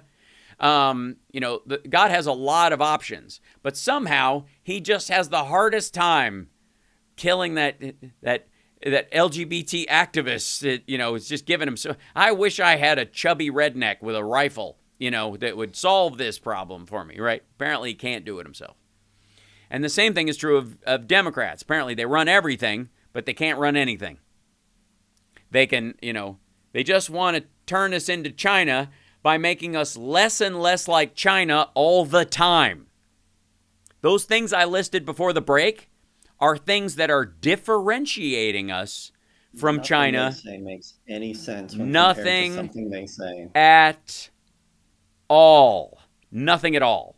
And there are, like, day by day, one of the best things about this story about Truth Social, Trump's little plan to come back and make himself, proof positive that Trump himself is the best at everything. Yeah. The report that I was reading about Truth Social, the stock market, the stock of it went up immediately. It was initial public offering on it, on the SPAC that it is paying, that's getting, that's paying for it, it jacked up because everybody jumped in. All the right wingers who were normally throwing their money at Save America PAC, Trump's PAC, which they know he's spending on his bills. They're like, well, hey, how do I support Trump in a way that makes me money instead of just him money? I know. I'll take some of that money or all of that money, and I'll put it into this SPAC. And if he makes money, I'll make money. And I believe he knows all the best. He knows more about social media than the people who drafted Section 230. And so they all went and threw their money at this thing, and the stock price went up like 1,100%. Crazy. Wow. Marjorie Taylor Greene dropped $50K into that or so. Oh. And then it tanked. It went down. It dropped. She lost tens of thousands of dollars, apparently, almost immediately. And that makes sense. It's par for the course, to use a golf analogy with Trump. Turns out Trump's worth, which plummeted to the point where Forbes removed him from their list of the 400 wealthiest, not in the top 400. This is the guy who tells you he'd be in the top everything of everything, the top 1 of 1%. He was in the top 400, barely hanging on by the tip of his Sudafed crusted nails, because he lost it because he's tied up in businesses, especially that were affected largely by COVID and his handling of it. Hotels and business parks. People started working from home, and business travelers didn't go anywhere. So they were already losing money in the first place. They already sucked. That's it. It's not like COVID was, that's just bad luck, man. They were already losing money the whole time he was in office. Then COVID happened. He's his own worst enemy again and again and again. According to NPR's Andrea Bernstein, Trump Tower embodies the contradictions of Donald Trump's businesses post-presidency. There's a cachet to sell. There's a cachet to sell, but a very polarizing brand. Donald Trump did not put his name back on many company documents after his presidency. Weisselberg, who was indicted for 15 felonies, removed his own name from corporate documents. Only Don Jr. and Eric Trump's name remain on the management filings on all these different places. Donald Trump's on all. He's off of them, mainly because A, they're losers, and he wants to distance himself, and B, because he's probably criminal. So he knows what's happening is criminal. So he's going to let Eric and Don Jr. take the rap. Thanks, Dad. Trump is being pulled down because he's heavily tied up in businesses such as office rentals and retail, which are struggling post-pandemic. And the Forbes analyst said the former president would be $4.5 billion. This is the beautiful part. I want you to hear this before we go to break. This is beautiful. This is so Trump. This is so Trump. Donald Trump would be $4.5 billion richer today if he had sold his properties and separated himself from his businesses like he was supposed to do when he became president. If he had followed the law and precedent and he had said, I got to cash out of my businesses. I got to do it. And I got to trust that on the other side of this, my brand will be worth a lot, so I'll just cash back in. I'll buy a lot of stuff, and I'll buy stuff low, and because my name's awesome. What he was supposed to do, he would have gotten more. He would have made $4.5 billion. It's the same thing, the money that his father gave him, the $100 million that his father gave him, that little tiny bit. If he'd invested it in the stock market and just let it sit, he'd have been $9 billion richer than he was in the 90s when he was scrapping cash from his sister and his brother's trust funds to pay for the operating costs at Trump Organization, at Trump Tower, just to keep the dang lights on. $9 billion. He would have made $9 billion just doing nothing, just snorting Sudafed and Coke or whatever the mixture that he says, and palling around with playmates and just being like a playboy idiot with a dumb haircut. Dude would have made $9 billion just sitting on it. And you go, well, you'll learn from that lesson, right? You would learn from that lesson. Take the advice of everybody else. Don't think you know everything. You could have made $9 billion instead of being broke to the point where he's telling his own daughters or walking down the street that passed a homeless person. Trump said to Ivanka at one point, according to her, that guy is worth more than I am because he's so in debt that a dude with nothing has more than Trump. He has hundreds of millions of dollars less than nothing. It's amazing. And then he does it again. He could have made 4.5. Imagine this. You could make $4.5 billion and settle for half of that in cash. In 4 years, doing nothing by not participating in something. Unreal. Holy smokes. But that more than anything is classic Trump. For the people that think he's the leader who's like, he warned everybody about China, even though he sucked up to them the whole time he was there. He warned everybody about Mexico, even though he loves the president of Mexico, even though he says the guy is dumping all of his prisoners in the United States, who are presumably all of his Ted Bundys that he's releasing from jail are not hanging around and criming nearby. They're walking to the United States. That's the one rule that they have to follow. Not like they're going to bump into cartools. Hey, do you need a Ted Bundy type? I just got out of jail. No, you're supposed to go to America. Oh, okay, sorry. We got to take a break. I'm over the break again. There's so much to talk about today. It's fascinating. Yeah.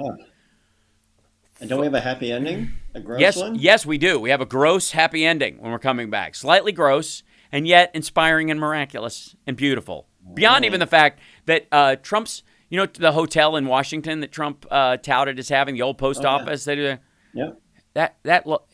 he was, like, Saudis were buying out whole floors just to suck up to him. Nobody in the rooms. Empty rooms. They were paying top dollar to get in these rooms, and they didn't even sleep there. You didn't even have to clean them afterwards. They're still fine. You didn't have to pay the maid to go fix them because nobody stayed in them. Whole floors. Lost $74 million while he was in office. $74 million loss in 4 years while he was president because he didn't want to disassociate himself from it. I mean, just, if anything describes the art of the deal and the crappy business concepts of Donald Trump and the Trump org, that's it. Lose $4.5 billion because for doing something instead of nothing, and $74 million on a hotel that people were throwing money at you just to be in it and not even stay. Amazing. Amazing. It's like a restaurant that doesn't even have to cook meals and people will pay their check and they still go under. The hell? Toilets must really be clogged. We'll be back right after this. I have to go to the bathroom now, but the bathroom's in the house and I don't have time. So I just got to hold it. You should just do it right there. I just got to wiggle. Bumper will clean it up. Yeah. Just sitting down here. I need more paper towels. All right. We don't have any. Right, because you don't buy any. You won't get me started. I love it. The things that Hal keeps a lid on. Yeah. There's lines I won't cross in the name of peace. Really, long relationships are about what you're willing to tolerate. Oh, yeah.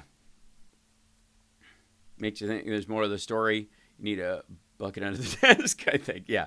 Mary Trump called her cousin, Donald Trump Jr., her stupidest relative who was left in the dust by his father. Yeah. Oh, it's all the time. It's going to get worse. Don Jr. and Eric are screwed. Ivanka and Jared are not. No. Ivanka and Jared have decided that they can use the Trump brand as a legacy brand that was like, well, it worked in the day and it'll work again because it's just the market that shifts and tides change and we knew what we were doing. My grandfather was great at this, obviously. Where sometimes it skips a generation, right? That's what she's telling people in meetings. Yeah. For sure. He's got it. Thank you. The Kirshner family has their own, he's a slumlord in his own right. But Don and Eric think the money and the success of the company is in the properties, the physical things they own, which are all underwater and suck.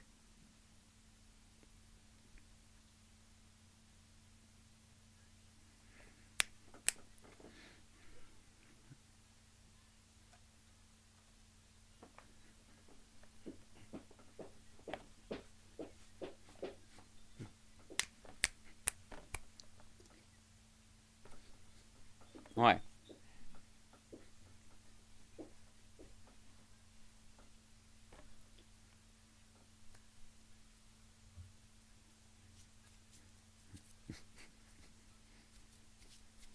It's filth. I don't know.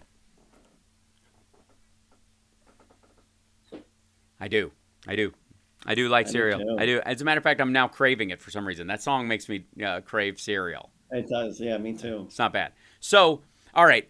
Genuine happy ending. Now, I think, I had a rule about the happy ending back in the day that it should be to be a true happy ending. It has to have no downside.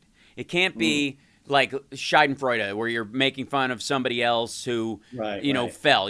That's not what a real one would be. And I would argue that what's happening in the G20 qualifies, I mentioned it earlier, as a genuine geopolitical positive move across the board, amazing turn. And the fact that Janet Yellen, as our first female Fed chairman, has been the person that coordinates this, makes it a possibility, and that all the treasury secretaries of all these countries at the G20 have signed on to it. Their leaders themselves will sign on to it as well. Most of them have some version of it. It might mean they raise taxes in their area, but there'll be offsets that can protect them so that it doesn't crash their economy. And since we're coming out of COVID, a lot of these countries are starting from scratch and having to rebuild where they were anyways. They were tied to the Belt and Road Initiative or to the old supply chains, and were stuck through the Suez Canal, didn't have a relationship with sort of the India, like Indo-Pacific transit system that they're trying to put together. So they're, we'll just... Now that we're, since the store burnt down, if we're going to rebuild it on the insurance, how would we make it better?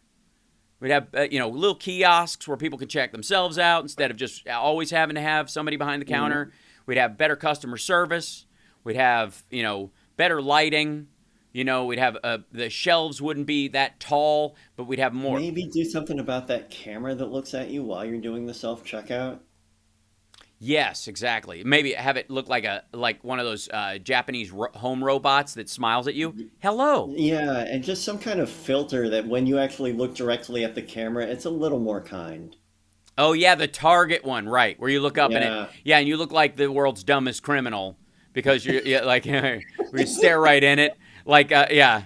And even though I am intending to pay for everything that you can see on this camera right now, I feel immediately guilty. Yes. Yeah. Right. Oh, I've been caught bagging my own items. The worst is when it tells you to put it in the bag. Like, please take the item and put it in the bag. And you're like, I did.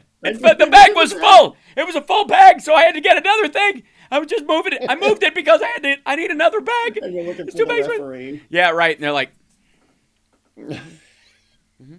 This is all on camera. I hope you know this. I hope you know that we can see you. Yes. I know. I'm sorry. The gum is so light that when I put it in the bag, it didn't materially change the weight of the whole thing. Can I just put my foot up on the whole thing and I'll just rest my foot there? Please put the item back in the bagging area. I can't. It won't fit. And then if you put your foot up there, it'll ask you for all the different bags of kitty litter that you bought that you did not scan. Oh yeah, right. That's the giant things. You're like, oh God. And that's where you have to call somebody over and they just shake their head because they have to deal with it all the time. Bless their hearts. Yeah. This is supposed to make their life easier, and they actually probably have the hardest job of any cashier at the whole place. They run 5 machines instead of 1, right? Yeah. Bless their hearts. So the person, by the way, if you want to say hi and thank you to somebody at a store, it's the person who's monitoring the self-checkout things. I do it every time. They have the worst job. Everybody else gets to have a little chat thing and whatever, and your card didn't go through. Well. The only time they interact with people are when things are not going well. Exactly. They're just a bad. Anyway, so dealing with that,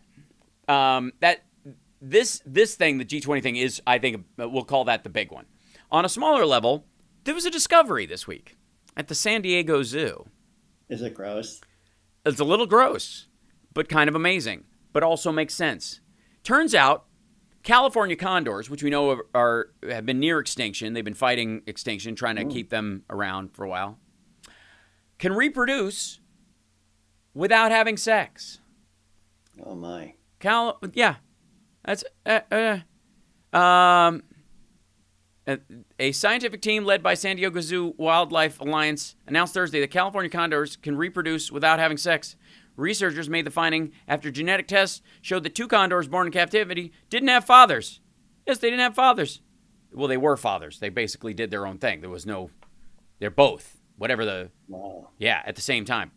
And that's not a misspelling of feathers. This phenomenon, known as parthenogenesis, has been seen in certain insects, fish, and reptiles. There's been a few cases among birds, but no one knew until now that female California condors could have offspring with nobody. So, and granted, those of you that have seen a condor, a beautiful bird. Beautiful from the neck down. I don't know what their faces look like. Condors are the butter faces of... You're not going to like it. Don't do it. Do not do it. You will ruin the happy ending by Googling condor face. It's because condors. Whoa. Yeah, condors. Hell. Yeah, you asked for it. I told you. Condors literally evolved to stick their head in a corpse. So they eat. They're vultures. They basically. So they eat off of, there's no reason to have feathers on your head if they're just going to get scraped off by the bones of a mastodon or whatever. Oh my God, right? So from the neck down, gorgeous bird. From the neck up, what happened, right? So it's no surprise that they end up having, it's all, nature went, of course you're going to have to reproduce alone. You're unfortunate. This is an unfortunate look. They look like bollocks. Yeah, they're scary. I mean, obviously the Skeksis were based after the California Condor, if you like the Dark Crystal. Oh my God, yes. Yeah. Dark Crystal fans. Anyways, nice thing is, they might save themselves from extinction. But as they say in the old after-school specials, don't try this at home. Because, you'll hurt yourself. I'm just saying. Yeah. Unless you look like a condor, and then all bets are off. To everybody, thanks for tuning in today. We appreciate it. I'll be able to take calls next week because I'll be, back in the regular studio. Thanks everybody for putting up with our technological challenges. I will see you next time. Thank you, Chicago. Thanks everybody on CPT. Don't forget, like and subscribe. Thumbs up. Join us every week. We're here for you. Right at the last second. Right at the last second. Right at that last second. I just got right out the last second. Yes, thank you guys. Appreciate it. My okay, so right before disconnected clean feed. Yes, so it's just us. Thank you. So I'm setting this thing up out here, and I'm like, okay, how do I get Johnny in here? Get audio for him to there, and and I don't have the software that I use that internally loops the audio inside the computer. Why not? Because you just don't have all those laptops. I don't have it. It's on this. This is a desktop that we use for music here or whatever, okay. and I need to install it. But it's only allows certain installs, right? So I have it on my laptop and I have it on the other one, but I don't have a third install. So I have to buy another copy of it or something like that or whatever to find a workaround. So I'm trying to find whatever the workarounds will be and yada, yada. And then the OBS on this one isn't working quite right because of something funky in this is an older computer. It's just freaking out. So I had to go with Ecamm. And then I'm like, oh, Ecamm has this great feature where you can do interviews and it sounds awesome. You sound good. Audio sounds terrific. And I was like, I'll bring Chicago into that. But they don't have a camera hooked up to that thing. All they had to do was have a camera and point it at a logo. And they don't have to even have it doing anything and just pull the audio from the other source. But we didn't know that until right like 3 seconds before, right? I didn't know that. I don't know why that would be a limitation. Why you have to turn on the camera. But whatever. Okay. So, that hamstrung and we had to come up with a quick solution, and we managed to. And whatever. And I think I'm the only person who heard the slapback echoed because I don't think it echoed. I heard it. You heard it? Okay. Through the clean But it was feed. you. I don't know if I was echoing. Yeah. So sound-wise, I'm curious. Thank you, Iona. Or is that Lana? I can't tell if that's a lowercase L or a capital I. Yes, love and hugs to everybody, by the way, chat room. I'm looking. That's where I'm looking over at the chat room and saying hi to everybody. Okay. So love to see a brain MRI on you. All cylinders firing always. It kind of has to. Yes, I have earbuds in, and my hair covers it now, which it didn't used to before. But anyways, I don't know why Ecamm, the software, wouldn't have an audio only guest for certain guests. Yeah. Like it just why wouldn't you? If you're bringing somebody in and they just can only make it because of audio because of the technology where they are, like the video signal would be crappy, so just to let them do audio. I don't know why that would be so stupid. Anyway, so that was the problem with running on that, and maybe I'll find I didn't want to try the Video Ninja thing because they weren't sure about that last time. I was like, maybe this will work easier, and then of course 2 seconds before. And I can't bring Video Ninja into this software. So it was just like juggling this whole thing. Yeah. And yet at the same time, a lot of stories that I wanted to talk about that were pretty friggin' great. And believe you me, Trump social is going to suck. But if they allow streaming, if they're dumb enough to allow streaming for free, you bet your ass I'm going to be on. Now, granted, I will not allow the chat from that into this chat. We will just ignore them. I will have it in a separate window that I can bring up on screen just as a source so you guys can look at it occasionally. Can you imagine how insane they would go? Oh, I look forward to it. And thank you, Adam. And thanks to everybody who watched the show last night. If you haven't watched it, it's on my YouTube page, and it's also on Twitch. Like you can like I streamed it to all the sources on my Facebook page, all that kind of stuff. I'll make proper, and I would say about 82% of what I did last night was just off the cuff. Like some of the stuff I've been working on a little bit, and I just felt like putting it in there, and it worked. And I was like, okay, I'll try this out. I feel like you used words that you've heard before. Yes, that's true. I am speaking English. Right. Can you imagine? Totally improvised. What is he doing? He's making up. Dude, he's making up everything. This is hardcore improv. You have no idea. Yeah, what I'm saying is hardcore. Yeah, that's right. You've never heard anything. Yeah. Del Close, eat your heart out. Yeah. I improvised noises. I communicated using bodily gesture that no one's tried.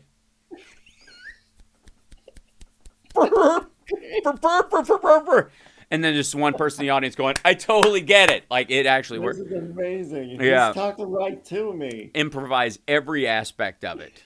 Not even wearing, starting from scratch with clothes. You're right. So, but the shows, yes, I did in Esperanto, right. Yeah, I did the whole show in Esperanto. Did I ever tell you the Chris Bono story about him meeting? I don't know. Meeting Shatner?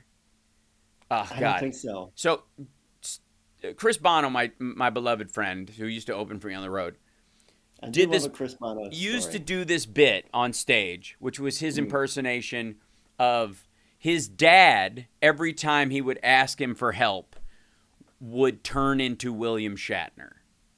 Okay. And he'd go, "Hey, Dad, I was wondering if I could. I need to get car insurance because legally you have to have car insurance in California where I live, and I was wondering if I could borrow $200 because I have to get insurance." And his dad would go, "I don't understand." Chris go, "Well, you have to have insurance legally to get it, and it costs $200. I don't understand. I don't understand." And so that was the only line. It was just his dad going, I just think I don't understand, like William Shatner. Don't understand. Yeah, he would turn into it. I understand you need insurance. I just don't know why you need money from me. I don't understand. So he would do that, and it killed me. Just the constant, like it would just bury that I don't understand, would just beat you down after a while. It was so fucking funny and charming and silly and just lighthearted. So, and Chris is a huge friggin' fan of Shatner, as am I. Of William Shatner, okay. I love William Shatner. The fact that he calls me Sparkles is one of the happiest things in my life. Sure. It's a beautiful thing. I can't wait to see him in person again after all this nonsense is over and give him a hug. Yeah. I've only seen him once before, and he didn't know who the fuck I was back then, and nor would he give a shit at that time. Now, he's aware, and it's a beautiful thing. And now I have a friend who's an astronaut. So anyways, oldest astronaut in the world calls me Sparkles. Yeah. I'm just saying that's a win from a high school standpoint. So anyways, there's a place out here a restaurant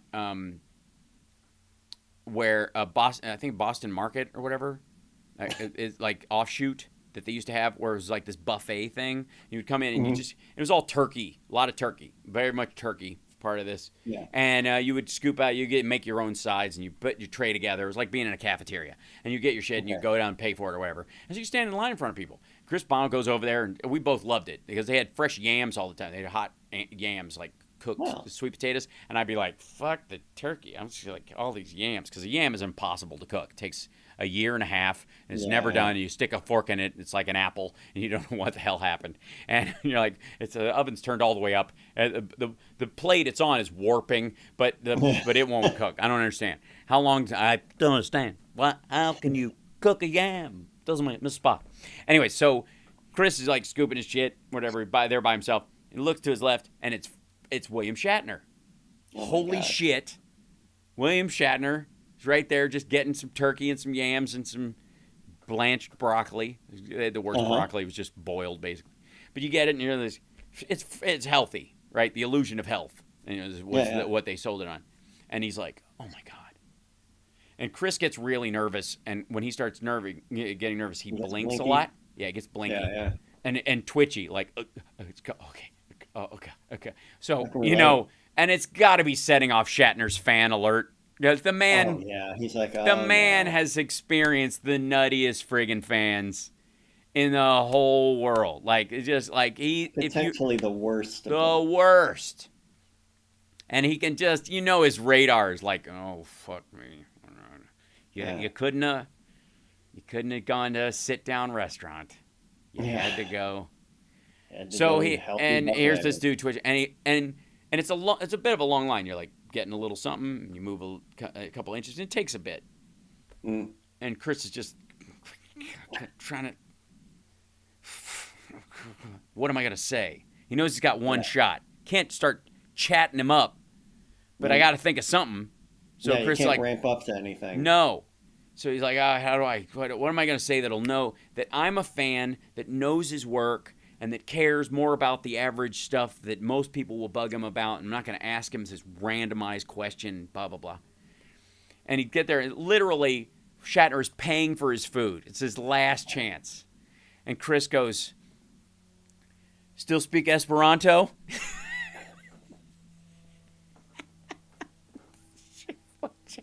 You're one fucking shot. Still speak Esperanto. And Shatner goes,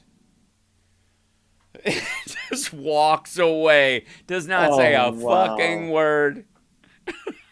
just like, ugh. Just like way to egg it worse than anyone Oh no. ever. Oh, God, it was so funny.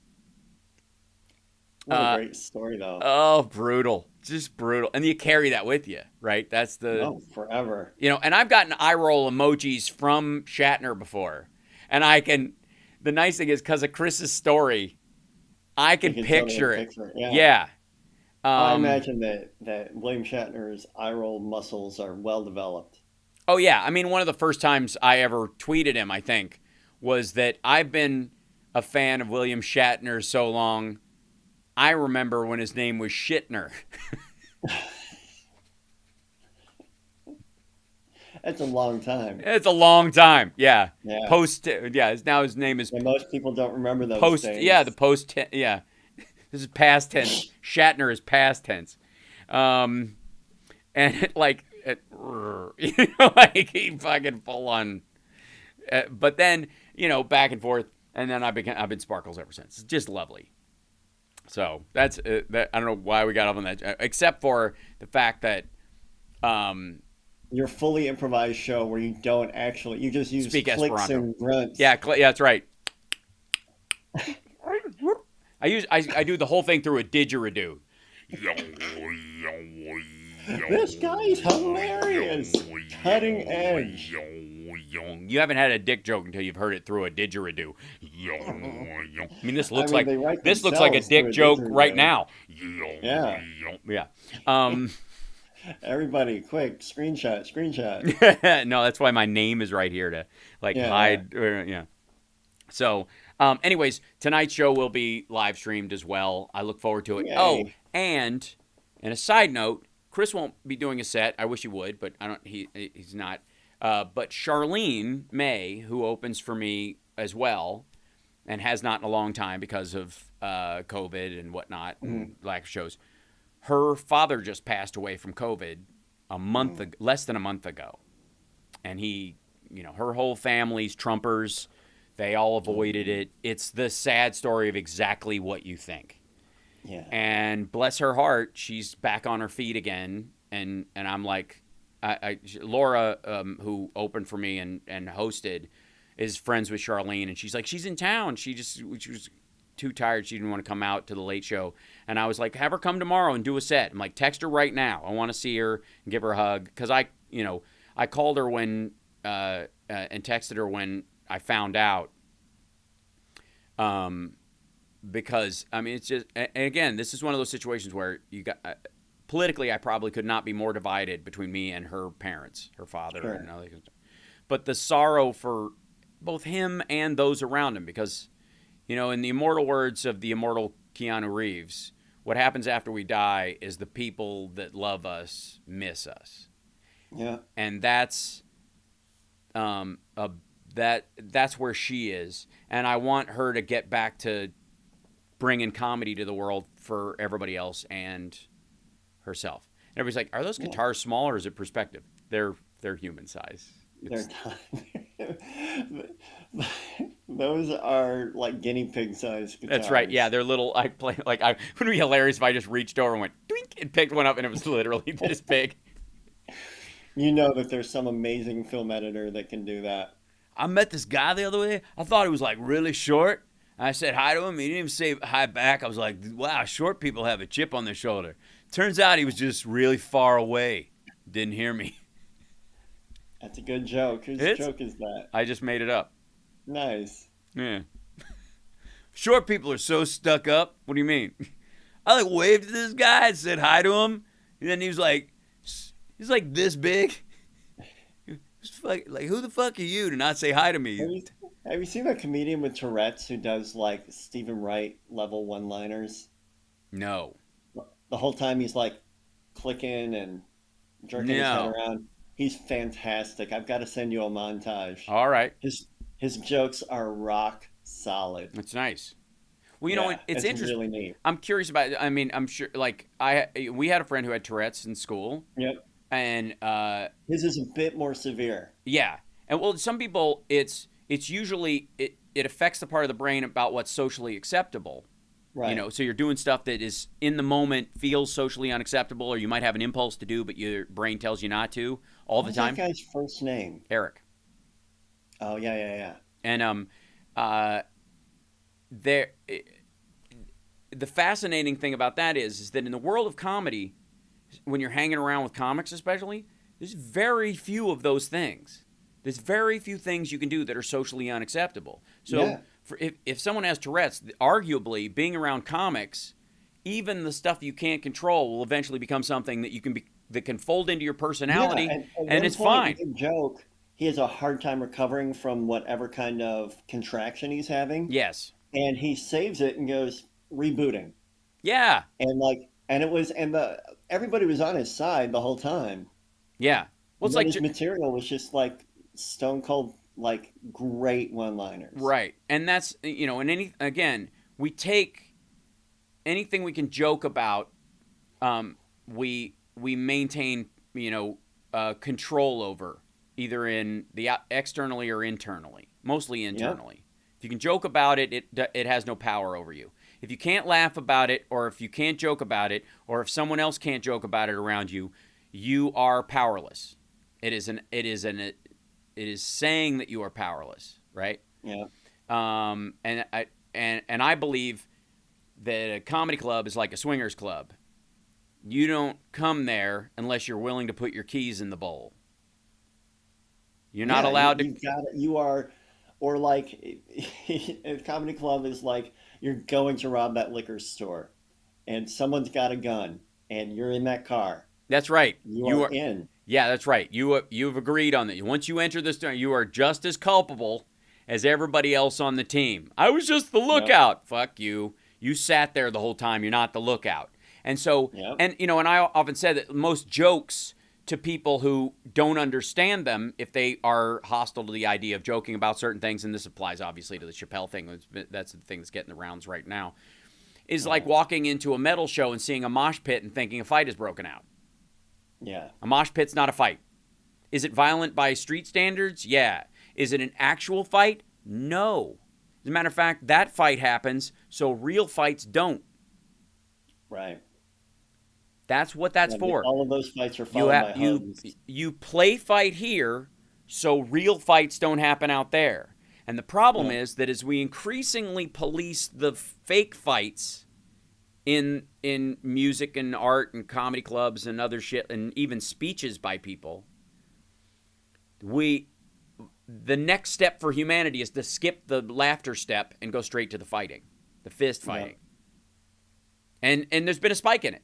Look at it. Look at the world right now. You can track it. The more people can't joke about something, the more violent they become about it, the more egregious people become. If you can joke about something, it lets the steam out.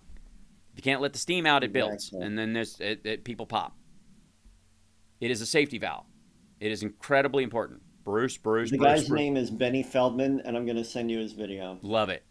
Awesome. Please do. All right. Don't mock Peter I'm Dinklage. going to go do some yard work. I'm not. I understand. I got to sign off too, just to finish cleaning this place. Although, thank God this bottle of bug spray, the insect repellent that I have out here, because there's a mosquito that bit the hell out of me 2 days ago. I remember that. I found my bottle that I'd gotten the last time that happened was over there under the shelf hidden. And I was like, there it is. Pap, pap, pap, pap, pap. And he flew by me. I saw him. Saw the little son of a bitch go, what the hell? He couldn't land on me. He was like, what is going on? I do enjoy that. Like when I play an outdoor show and I've had to like slather my arms with it, and I just watch the bugs like go, nope. Right. That's right. Yeah, you take it and you leg it. All right. You guys are wonderful in the chat room. Thank you for being with us today, and I will see you guys later on. And those of you that want to see a free stand-up show, I am more than happy to post the shows, my flapper shows, as I often do. These are brought to you by the patrons. Patreon people are the reason why I'm able to take these live shows and post them. So become a patron if you feel like it. Still trying to reach that 1,000 mark. If you can't, don't. If it's not easy for you, if you can't do it with a shrug and a nod, don't ever send a super chat. Don't ever pay for a paid subscription. Don't do any of that shit. If it would make you stress out, it goes against the whole purpose. Yep. The whole purpose of me doing the Saturday show, and especially Johnny and I doing this every Saturday, and then my daily show, is to alleviate some of that anxiety. If any part of it would add anxiety to you, don't do it. Let the people who won't have anxiety about it, or are okay, or are financially in a position to do so, let them do it. Let them help me help you. Even if they hate the idea of it, let them do it. No. If there's hate involved, then they wouldn't qualify. Oh, you're right. God, mercy. I should have hung up on you before I even started this. I now know. Yeah, you kept me on the line too long. Just kidding. So, so please do that, guys. And again, thank the patrons and everybody on Patreon, because they're the ones who make me able to live stream these shows and send them out for free to everybody. And I will, not to brag too much, because I don't think you ever can. I can't ever brag too much. But I will stand last night's 2 shows that I did, which, again, largely improvised, except I'm using the language of my birth and the hand gestures I picked up in high school hanging around Johnny Million, and the clothing I bought at within reason on Amazon at this point because of COVID. Besides all that, I would stand those 2 shows last night up against any special on Netflix right now. 1-to-1, as well as far as the jokes, the quality of the entertainment, and the bits and the meaning that's within them, and the conversation that was actually had, and I challenge anybody. Go, this show's better than yours. Oh yeah, is it really? Because they did 90 shows to come up with that hour, edited it together from 3 shows. This one's live, and that's just wit. So there. And that's how I describe you. He's just wit. I am. I'm wit with legs. He's just wit. Nice legs. I'm wit with nice legs. I do. They're meaty, but functional. Always have. I put my hand on your knee last week. I know what you're talking about. That's right. You did, and I still have a mark. All right, I really don't. All right, I know. Go do your thing. All right, you're awesome. See you later. Hold on one second. Let me try something. Let me kick you out. 3, 2, 1. Bye, Johnny. See you later. Bye. There you go. And then I can't get rid of this thing. All right, and then you signed off, and then I can still hear you, which is weird. And then you kick me out. And you're in the interview. No, it didn't kick you off there, but you're not on screen. So now I know that about this thing. So that's good. Help me test that. Okay, bye. Bye.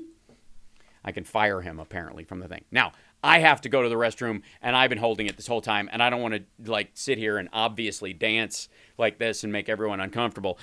So I will see you guys later on. Those of you that want to watch the live stream, please join me later on tonight, 10 o'clock PST. Laura and Charlene will be on the show as well, and I'm gonna see if I'll ask them to make sure, but I'll see if they want to live stream their portion of the show as well. If not, it will start right as I come on stage, which will be about 10:20 or so, or 10:30. But if you want to come and hang out or whatever, I'll check in before then. Anyways, all right, take care. Thank you guys for tuning in today. Love you guys much. Thanks, CSL. As always, you're the best, and I will see you guys later. And I'm sorry, moms, that I didn't see your message. I scrolled back and tried to find it. I will hunt for it later. And whatever the answer is, whatever the question is, yes or no, if that's more appropriate. Okay. All right. Cheers.